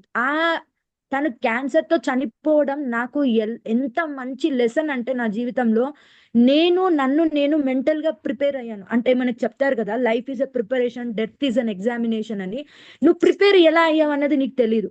నువ్వు బాగా ప్రిపేర్ అయ్యావా, బెస్ట్ గా ప్రిపేర్ అయ్యావా, కానీ ప్రిపేర్ లో ఎఫెక్ట్ పెట్టే ముందు మిమ్మల్ని మీరు 100% పెట్టడానికి ప్రయత్నం చేయండి. మీ ప్రతి రక్త బొట్టు కూడా కృష్ణ చైతన్యంకి ఎంత చేయగలుగుతారో అంత చేయడానికి కృషి చేయండి. అందులోనే భగవంతుడు చూస్తారు. 10 మంది దగ్గరికి వెళ్ళి టెంపుల్కి వెళ్ళి సర్వీస్ చేసుకుంటేనే సర్వీస్ అంటే అలా ఏం కాదు. అసోసియేషన్ మనకి కుదిరినప్పుడు అసోసియేషన్ తీసుకోవాలి, కుదిరినప్పుడు సేవ చేసుకోవాలి, కుదిరినప్పుడు గుడికి వెళ్ళి మనం ఆరాధించాలి. కానీ అవన్నీ నీ ప్రిమిసెస్ లో లేవని తెలిసినప్పుడు నువ్వు భగవంతుడిని ఉన్న దగ్గర నుంచే చేయమన్నారు. మనకి శ్రీల ప్రభుపాద చెప్తారు, ఎక్కడైతే పూర్తి సంపూర్ణమైన చాంటింగ్ జరుగుతుందో ఆ ఇల్లు గోలోక బృందావనం అని చెప్పేసి, ఎక్కడైతే డిటి వర్షిప్ ఫ్యామిలీ అంతా కూర్చొని కథా కీర్తన చేస్తారో ఆ ఇల్లు గోలోక బృందావనం అని చెప్పేసి, ఎక్కడైతే ఫ్యామిలీ కీర్తన చేస్తూ ఇంట్లో ప్రసాదం తీసుకుంటూ నిత్య కైంకర్యాలు అంటే 4 ధర్మాలను పాటిస్తూ మనకి చెప్పారు కదా, ఆస్టరిటీస్ పాటిస్తూ ముందుకెళ్తారో ఆ ఇల్లు తీర్థంతో సమానమని, ఆ ఇల్లే పుణ్యనది అవుతుంది. Why can't you change your house as a spiritual? మీ ఇంటిని ఎందుకు దైవకృతంగా మార్చుకోకూడదు? నా హస్బెండ్ నాస్తికుడు కంటే దారుణంగా ఉండేది. ఎందుకంటే ఆయన ఒక సైంటిస్ట్, అసలు భగవంతుడు తెలుసు కానీ దాన్ని అంతగా నమ్మడం, దండం పెట్టుకోవడం కూడా తెలియని ఫ్యామిలీలో నేను వచ్చి తను ఇవాళ డివోషనల్ సర్వీస్ నాతో పాటుగా 3 గంటలకు లేచి మంగళారతి చేసుకుంటారు, అన్ని చేసుకుంటారు. వారికి గురువు చెప్పిన నియమాలు ఆయన పాటిస్తూ అవన్నీ చదువుకొని చేసుకొని ఆఫీస్కి వెళ్ళిపోతున్నారు. అట్లీస్ట్ ఆ ప్రోగ్రెస్ అన్న నేను చూడగలిగాను. ఇది జరుగుతుందని నేను ఊహించలేదు, బట్ అలాంటి జరిగేది భగవంతుడు నా కళ్ళ ముందు చూపించాడంటే నేను ఒక్కటే అనుకుంటాను అనమాట, దేవుడు అనునిత్యం భగవంతుడు మనుష్య రూపేణ భగవంతుడు ఎక్కడో ఉండడండి, మన మధ్యలోనే ఉంటాడు. మీరు లోగా ఉన్నప్పుడు మీకు ఒక డివోటీ కాల్ చేశారంటే మీ మైండ్ లో ఒక్కటే మెదలాలి, ఇది కృష్ణ చెప్పారు కాబట్టి ఆవిడ మీకు కాల్ చేయడం జరిగిందని గుర్తుపెట్టుకోండి. చాలా ఎలా అంటే ప్రతి ఫ్యామిలీలో కష్టాలు ఉంటాయి. దూరపు కొండలు నులుపు అన్నట్టు మనకి దగ్గర నుంచి చూస్తే అందరం బాగున్నట్టు అనిపిస్తారు. అరే మాతాజీ వాళ్ళకి ఏంటి సూపర్ గా ఉన్నారు, ఇంత బాగా లెక్చర్ ఇస్తున్నారు, చాలా బాగున్నారు. ప్రతి ఫ్యామిలీలో దేర్ ఈస్ అ ప్రాబ్లం. ప్రతి దగ్గర there is a crisis. But అలాంటి టైంలో మనం ఎవరితో గట్టిగా ఉండాలంటే మన ఫేత్ తో గట్టిగా ఉండాలి, కృష్ణతో గట్టిగా ఉండాలి. అది ఫస్ట్ మీరు నమ్మడం స్టార్ట్ చేయాలి. కృష్ణుడు ఉన్నాడు, కాపాడుతాడు అని మీరు ఎప్పుడైతే నమ్ముతారో అప్పుడు మీ ఫేత్ చాలా స్ట్రాంగ్ అవుతుంది. అప్పటి వరకు మీకు ప్రభు జీసు లెక్చర్స్, ఇప్పుడు రేవతి గోపిమాతజీ మధ్యాహ్నం నుంచి కూర్చొని ఆవిడ రెస్ట్ తీసుకోలేక మన ముందుకు వచ్చి ఇంత కష్టపడి క్లాస్ ఎందుకు చెప్తున్నారంటే కేవలం ఒకటే కారణం అన్నమాట. అట్లీస్ట్ ఇది విని అయినా అట్లీస్ట్ ఒక్క మనిషి అయినా మారుతారు, వారైనా భక్తిలోకి వస్తారని. వారు ఆ వయసులో రెస్ట్ తీసుకోవాల్సిన వయసులో కూడా భగవద్ధ్యానం ఎందుకు చేస్తున్నారు అంటే తనకి తెలిసింది ఏంటంటే ఈ జీవితంలో నువ్వు ఎంత పరితపించి వాటి వెనుకల ప్రయత్నం చేసిన వృధా ప్రయాస, వాటి వెంట పరిగెత్తినా కూడా మనము వాటికి లోబడి ఉండిపోతామే తప్ప భక్తిలో ప్రోగ్రెస్ అవుతామని లేదు. ఎందుకంటే ఇప్పుడు ఒక మన ఫ్యామిలీ, మన భౌతికమైన ప్రపంచంలో ఎలా ఉంటుందంటే నీ ఒక ఆస్టారిటీ చేసావంటే వాళ్ళు నీ నుంచి ఇంకొక 4 ఆస్టారిటీస్ ఎక్స్పెక్ట్ చేస్తారు, 4 చేసావంటే 8 ఎక్స్పెక్ట్ చేస్తారు, 8 చేసావంటే 16 ఎక్స్పెక్ట్ చేస్తారు. వాళ్ళని నువ్వు సాటిస్ఫై ఈ జన్మాంతరంలో చేయలేవు. నువ్వు ఎవరినన్నా సాటిస్ఫై చేయగలుగుతావు, నీకు ఎక్కడైనా తృప్తి దొరుకుతుంది, ఆత్మ సంతృప్తి దొరుకుతుంది అంటే కేవలం కృష్ణ చైతన్యంలోనే దొరుకుతుంది. అది మీ బుక్ రీడింగ్ లోనో, మీ జపంలోనో, మీ హియరింగ్ లోనో, మీరు కీర్తన చేయడంలోనో ఇందులోనే దొరుకుతుంది తప్ప ఆధ్యాత్మికమైన ఆనందం ఇంకొక దాంట్లో దొరుకుతుందంటే నేను అసలు బిలీవే చేయను. ఎందుకంటే ఇది నేను స్ట్రగుల్ అవుతున్నాను, అది నేను రుచి చూస్తున్నాను కాబట్టి నేను మీ ఆ వాక్యం స్టేట్ చేసుకుంటున్నాను. రీసెంట్ గా చైతన్య చరితామృతం మధ్యలీల 19th చాప్టర్ లో చదువుతున్నప్పుడు చైతన్య మహాప్రభు అసోసియేషన్, ఆయన ఎవరండి? చైతన్య మహాప్రభు సాక్షాత్గా దేవాది దేవుడు, కృష్ణుడు స్వయంగా రాధారాణి భావం తీసుకొచ్చి మనందరికి భక్తి గురించి తెలియచెప్పడానికి వచ్చిన మహాప్రభు, సాక్షాత్కి దేవాది దేవుడు మన ఎదురుగా ఉన్నప్పుడు కూడా తన చుట్టుముట్టు ఉన్న అసోసియేషన్ లో ఎవరైతే ఉంటారో అనుచరులు, అలాంటి సార్వభౌమ భట్టాచార్య మాయావాది ఫిలాసఫీస్ విని వాళ్ళు చెప్పిన మాటలకి అట్రాక్ట్ అయిపోయి వాళ్ళు మాట్లాడుతున్న దాన్ని నమ్మేసి ఆయన కూడా మాయాకి ఒక నిమిషం సరెండర్ అయిపోతారనమాట. సో అంటే భగవంతుడి సాన్నిధ్యంలో ఉంటేనే మాయ అటాక్ తప్పడం లేదన్నప్పుడు మనం ఎంతండి తుచ్చమైన మనుషులం. మనకి 24/7 మన మీద దండయాత్ర జరుగుతూనే ఉంటది. సో అక్కడ చైతన్య మహాప్రభు తీసుకున్న యాక్షన్ ఎలాంటిదంటే చాచి పెట్టి ఒకటి కొడతాడనమాట, గట్టిగా ఒక లంపకాయ వేస్తాడు. ఆయనకి వెంటనే ఆ రియలైజేషన్ వచ్చి సాక్షాత్గా చైతన్య మహాప్రభు మీద దండవత్ ప్రణామం చేసుకొని వెళ్ళిపోయింది. కానీ నిజంగా మనకి ఇప్పుడు వచ్చే నిజంగా మన శిక్షా గురువులు మనకి బుద్ధి చెప్పడానికి నిజంగా అలా కొట్టినా మనం ఎలా తీసుకుంటామంటే, మీరు అలా ఎలా కొడతారు, ఒక మాతాజీస్ని అలా ఎలా చేసుకుంటారు, మీకు అలా ఎలా పర్మిషన్ ఉంది, ఇది ఎక్కడి భక్తి, ఇలాంటి వాళ్ళు మాకు చెప్పకూడదని మనం వెళ్ళిపోతాం. కానీ నిజం చెప్పనా అండి, ఎప్పుడు తీపి మాటలు మాట్లాడుతున్న వాళ్ళది అస్సలు తీసుకోకండి క్యాలిక్యులేషన్ గా. జీవితంలో ప్రతినిత్యం మిమ్మల్ని పొగుడుతూ ఉంటారు చూడండి, మాతాజీ మీకేంటి మాతాజీ మీరు గ్రేట్, మీకేంటి మీరు జపం చేస్తారు, మీకేంటి అని చెప్పేసి, మీకేంటి మీకేంటి మీకేంటి, మీకు ఏమీ లేదండి. ఫ్రాంక్ గా చెప్తున్నా, నథింగ్, యు ఆర్ జీరో. మీలో కృష్ణ ఉన్నాడు కాబట్టే మీకు అన్ని ఉన్నాయని నలుగురు గుర్తిస్తున్నారు తప్ప మీకేమీ లేదు, మీరు జీరో అని అనునిత్యం మీ మైండ్ లో పెట్టుకోండి. You are zero. మీ బ్యాలెన్స్ షీట్ 0/0 100/0 ఉండాలండి.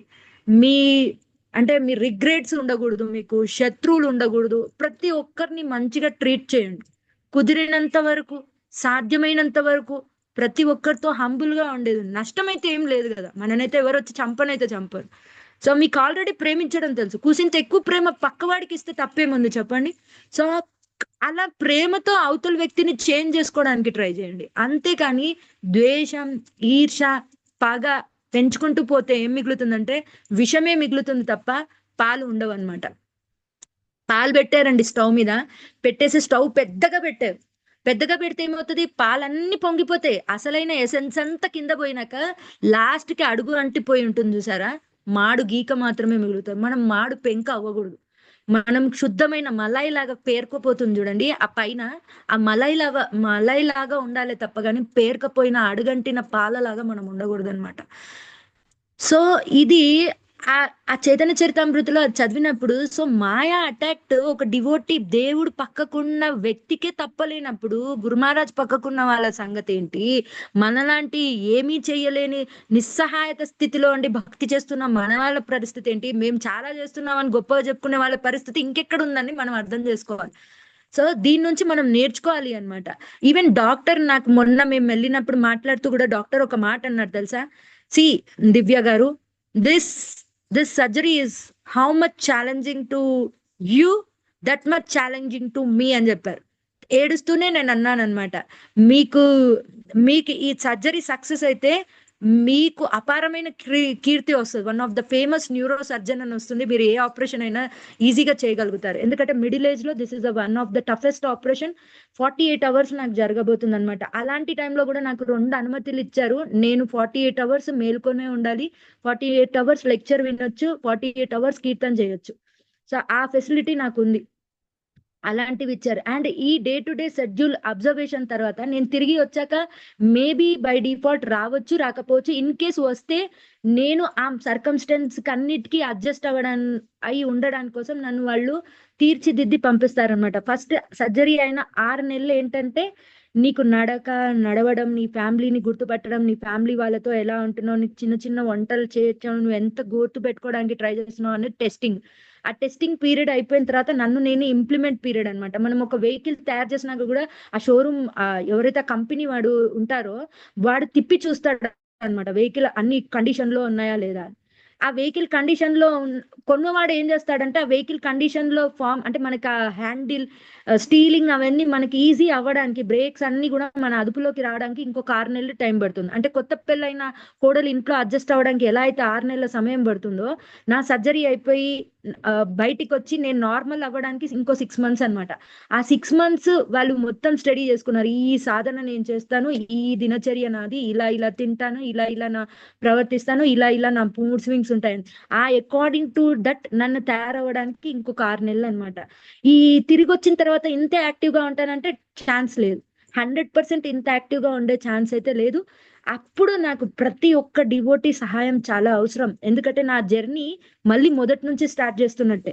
ఎందుకంటే ఆల్రెడీ ఎవరెస్ట్ పర్వతం ఎక్కే ముందు ఎంత అయితే కష్టం ఉంటుందో, దిగొచ్చి మళ్ళీ ఎక్కాలన్నప్పుడు సేమ్ హడిల్స్ క్రాస్ చేసుకుంటూ వెళ్ళాలి.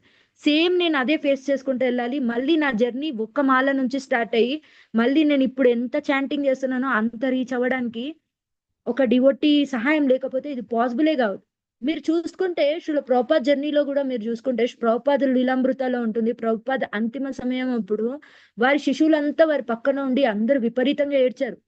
ప్రభుపాద్కి చెప్పారు, ప్రభుపాద్ మీరు పాలు తాగాలి, ఫ్రూట్స్ తీసుకోవాలి, మీరు మా కోసం ఉండాలి, మాతో పాటు మీరు ఉండండి అని చెప్పేసి ప్రభుపాద్తో చెప్పినప్పుడు ప్రభుపాద్ అంటారనమాట, see nobody should not cry when I leave my body. నేను దేహాన్ని వదిలేసి వెళ్ళినప్పుడు ఎవ్వరు ఏడవకూడదు, అందరు కూడా జపం చేస్తూ ఉండాలి, హరే కృష్ణ మహామంత్రం చేస్తూ ఉండాలి అని చెప్పారు. కానీ ప్రభుపాద్కి తన డెత్ ఎప్పుడు వస్తుందో తెలుసునా మీకు? ఆయన స్టేజ్ ఎలాంటిదంటే తన చావుని నియంత్రించుకునే శక్తి కూడా ప్రభుపాద్ దగ్గర ఉంది. మనం అంత దివ్య పురుషులం కాదు. ఎందుకంటే ఆయన శక్తావేశ అవతార, ఆయనకు ఆ పవర్ ఉంది. ఎంత అంటే ఆయనకు తెలుసు ఇంకొక 11 రోజులలో నేను చనిపోతాను. సో అది నా భక్తులు రిక్వెస్ట్ చేస్తున్నారు అన్నప్పుడు he post phone her death for 4 days అలా 4 రోజులు తను డిలే చేసుకొని ప్రతి నిమిషం రాత్రి లాస్ట్ మూమెంట్ వరకు కూడా భాగవతం ని ప్రవచనం ఆ రికార్డ్ చేపిస్తూనే ఉన్నారు. లాస్ట్ అంతిమం ప్రాణం పోయే ముందు కూడా రికార్డ్ చేస్తున్నాయి. ప్రభుపాద్ మనిషి కాదా? అఫ్ కోర్స్ భగవంతుడి యొక్క అంశ అయినప్పటికీ ప్రభుపాద్ మన మందే ఉన్నాడు. సో మనిషి కాదా? ఆయన ప్రాబ్లమ్స్ లో నుంచి నేర్చుకోలేదా?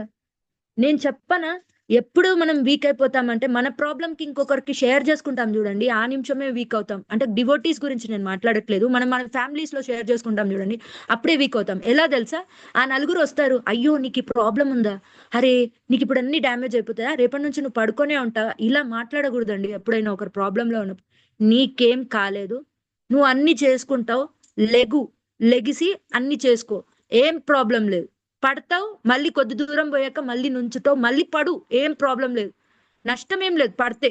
ఇన్నిసార్లు పడ్డావు, ఎవరో ఒకరు వచ్చి హెల్ప్ చేస్తారు. ఇప్పుడు ఎవరు లేకపోయినా పడు, అక్కడి నుంచి లెగిసి మళ్ళీ నువ్వు అంతే ఫోకస్ తోటి భక్తి చేసుకొని ముందుకెళ్ళాలో నేర్చుకో. సో అది ఆ లెసన్ మనకి ప్రభుపాద్ నేర్పించెళ్ళారు. ప్రభుపాద్ కి మొత్తం క్షీణించుకుపోయిన దేహంతో ప్రాణం కూడా లేదు, జీవం కూడా లేదు, కేవలం వాక్కుతో ఆ అంతిమ గడియలలో కూడా భగవంతుడి యొక్క కొటేషన్ ఏదైతే చెప్పాలనుకున్నారో ఆ వాంగ్మూలన ఇస్తూ చనిపోయారు చూడండి. అంత గొప్ప చావు రావాలంటే చాలా సుకృతి ఉండాలి. మనకు ఆ సుకృతి మన చేతిలోనే ఉంది. మనకి ఇప్పుడు ఆస్టెరిటీ లేదనుకున్నారా? మీ దగ్గర ఒక వెపన్ ఉంది. మీ పక్కన గురువు ఉన్నాడు. గురువు ఇచ్చిన మంత్రం ఉంది. గురువు చెప్పిన ఆదేశం ఉంది. పాటించండి. అందరికి వాపు సేవ, వాణి సేవ చేసుకోవాలంటే దొరకదు. ప్రతి ఒక్కరికి ఆ ఫెసిలిటీ లేరు. అందరికీ ఉంటుంది. ప్రతి ఒక్కరు డిసైపుల్కి ఉంటుంది. గురువుకి వెళ్ళి సేవ చేసుకోవాలని, పడి పడి సేవ చేయాలని ఉంటది. కానీ మనకు అది లేదు. కానీ శ్రీల ప్రభుపాద్ చెప్పారు. ప్రభుపాద్ లీలామృత, ప్రభుపాద్ ఇచ్చిన స్మాల్ బుక్స్, భాగవతం ఏది తీసుకున్నా సరే, గురువు చెప్పే ఒక వాణి సేవని ఒక్కటైనా సరే ఒక్కటి తీసుకోండి. అన్న అవసరం లేదు. అన్ని చేసే అంత శక్తి మనకు లేదు. అన్ని చేసే అంత ఏజ్ మన దగ్గర లేదు. అన్ని చేసే అంత కెపాసిటీ మీ దగ్గర లేదు. అన్ని చేసే అంత లక్ష్మి మీ దగ్గర లేదు. ఒక్క వాణి సేవని తీసుకోండి. అందులో ఏదో ఒకటి మీకు నచ్చింది ఉండదా? ఆ వాణి సేవని మీరు జీవితాంతం మీ ఆశయంగా చేసుకోండి. అది మలుచుకొని ప్రతి ఒక్కరికి కృష్ణ చైతన్య భావన ఇస్తుండేలాగా మీరు ముందుకెళ్ళండి.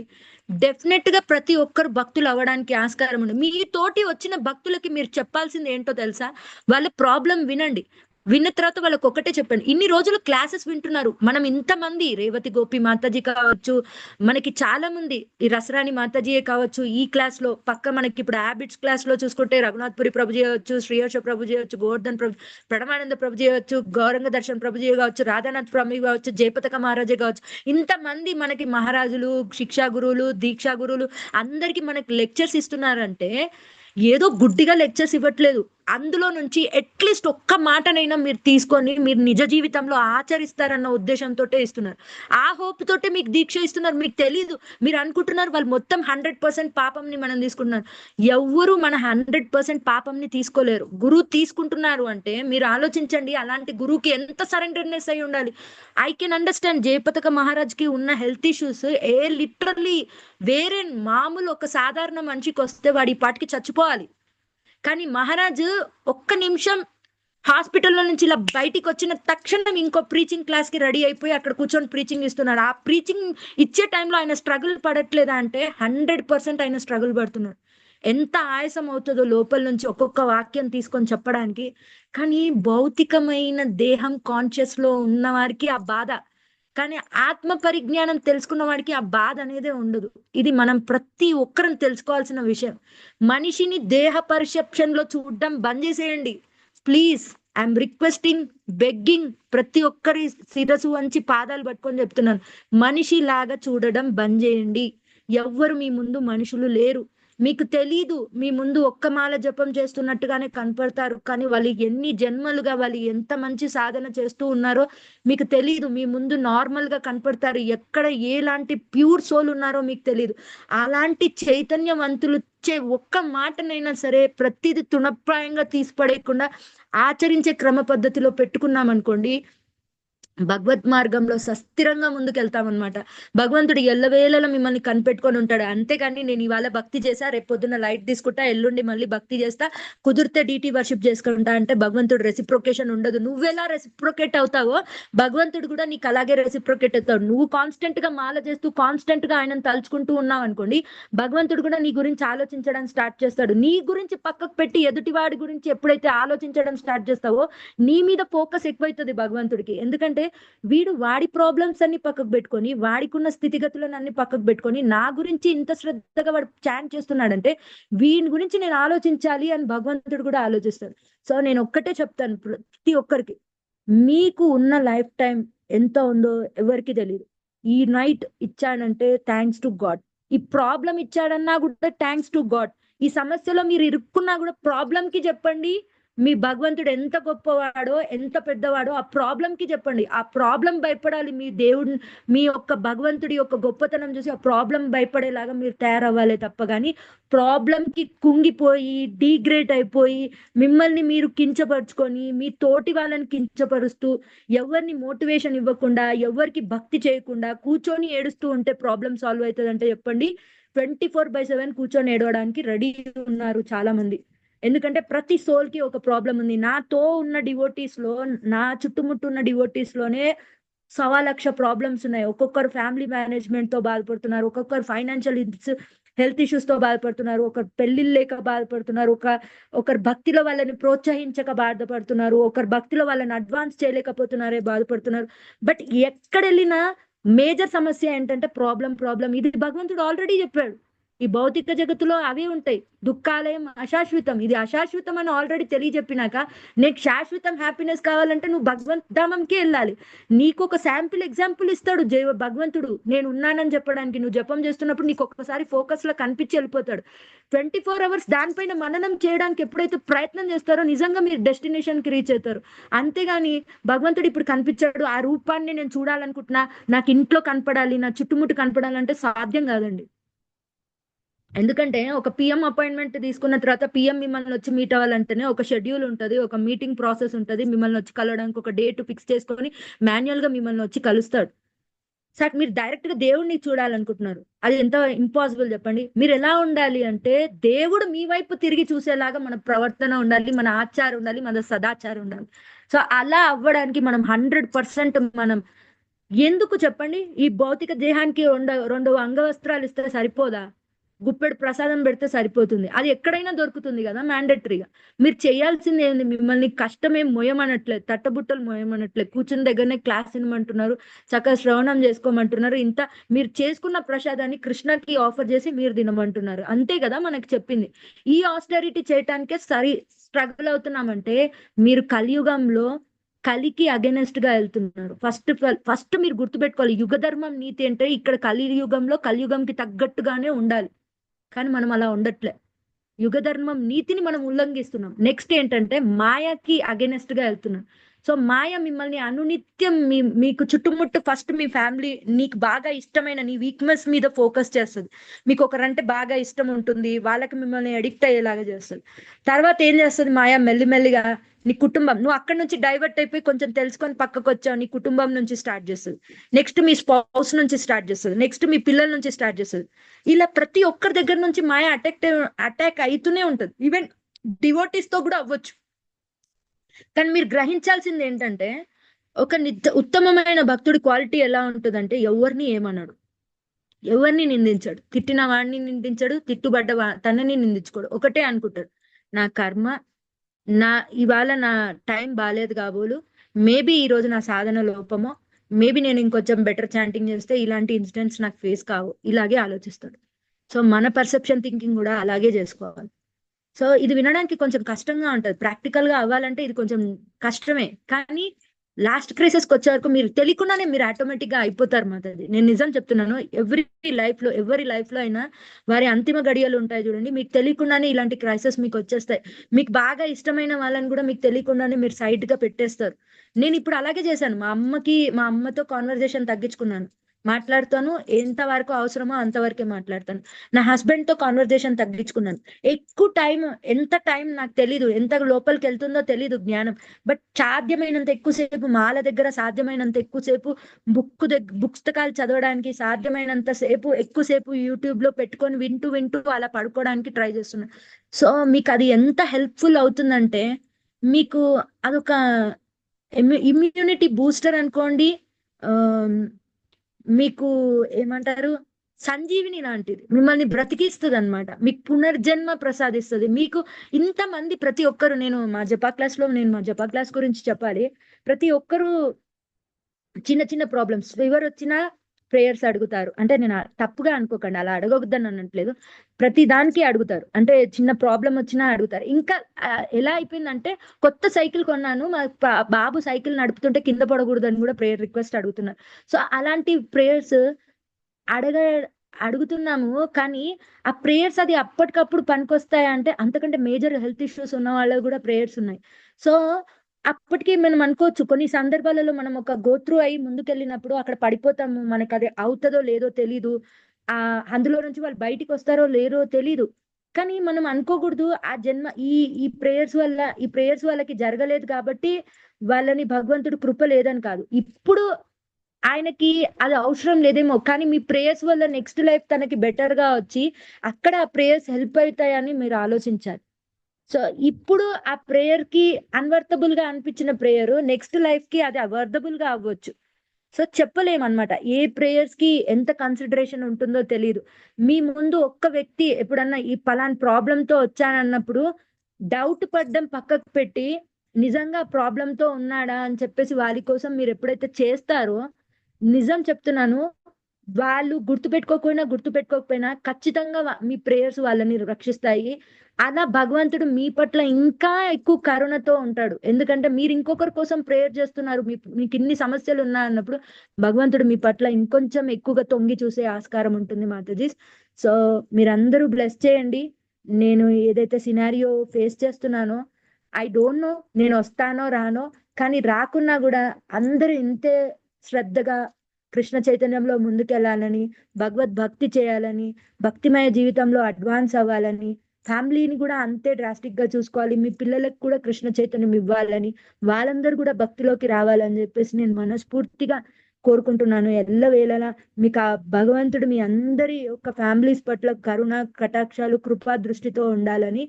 సో మేబీ ఇన్ కేస్ నేను ఒకవేళ భగవంతుడు నాకు ఇంకో పునర్జన్మ గనుక ప్రసాదించి నన్ను పంపిస్తే మాత్రం అంతే సంపూర్ణ శరణాగతితోటి ఇప్పుడు ఏదైతే నాకు లైఫ్ ఇచ్చాడో దానికి 1000 రెట్లు ఎక్కువగా అధికంగా నా భారానికి మించిన సేవ చేస్తూ ఆయన కోసం శరణాగతి అయ్యే ఉండాలనుకుంటున్నాను. అలా నా జీవితాన్ని ముగించాలనుకుంటున్నానే తప్ప కానీ భగవంతుడు నాకు ఇలాంటి లైఫ్ ఇచ్చాడని మాత్రం నేను బాధపడట్లేదు. అక్కడ వెళ్ళినాక కూడా నాతో ఎవరు ఉండరు మాతాజీస్. అక్కడ నుంచి నన్ను మానిటర్ చేస్తూ ఉంటారు ఫ్యామిలీకి. సో నేను ఎవరితో టచ్ లో ఉండను. ఈ ఫోన్ కూడా స్విచ్ ఆఫ్ అయి నా ఇంట్లో బీరువాలో ఉంటుంది. నేను మళ్ళీ తిరిగి జనవరిలో వచ్చాకే నేను మంచి ఫిట్ తో ఉన్నప్పుడే నేను మళ్ళీ మీ అందరి మధ్యలోకి వచ్చి కలుస్తాను. సో నా సర్జరీ ఏప్రిల్ 21 కి జరుగుతుంది. సో నేను ఏప్రిల్ 1 కి బాంబే బయలుదేరుతున్నాను. సో మీ అందరి యొక్క దీవెనలతోటి వెళ్ళి ఏ డెస్టినేషన్ ఇచ్చినా ఓకే. భగవంతుడు నన్ను తీసుకుపోయినా పర్వాలేదు. నన్ను తిరిగి పంపించినా పర్వాలేదు. సో అలా కమ్‌బ్యాక్ అయ్యి సీరియస్‌గా భక్తిలోకి ఇంకా ఇంకా అడ్వాన్స్ గా వెళ్ళాలని అట్‌లీస్ట్ మీ అందరి ప్రేయర్స్‌తో ఒకవేళ నేను నా దేహాన్ని గనక చాలిస్తే నా ప్రభుకి కానీ, నా పాపకి గాని ఎలాంటి ఒక ప్రాబ్లమ్ లేకుండా వాళ్ళు నన్ను తొందరగా మర్చిపోయి భగవద్భక్తిలో ముందుకెళ్ళాలని కోరుకుంటున్నాను. హరే కృష్ణ.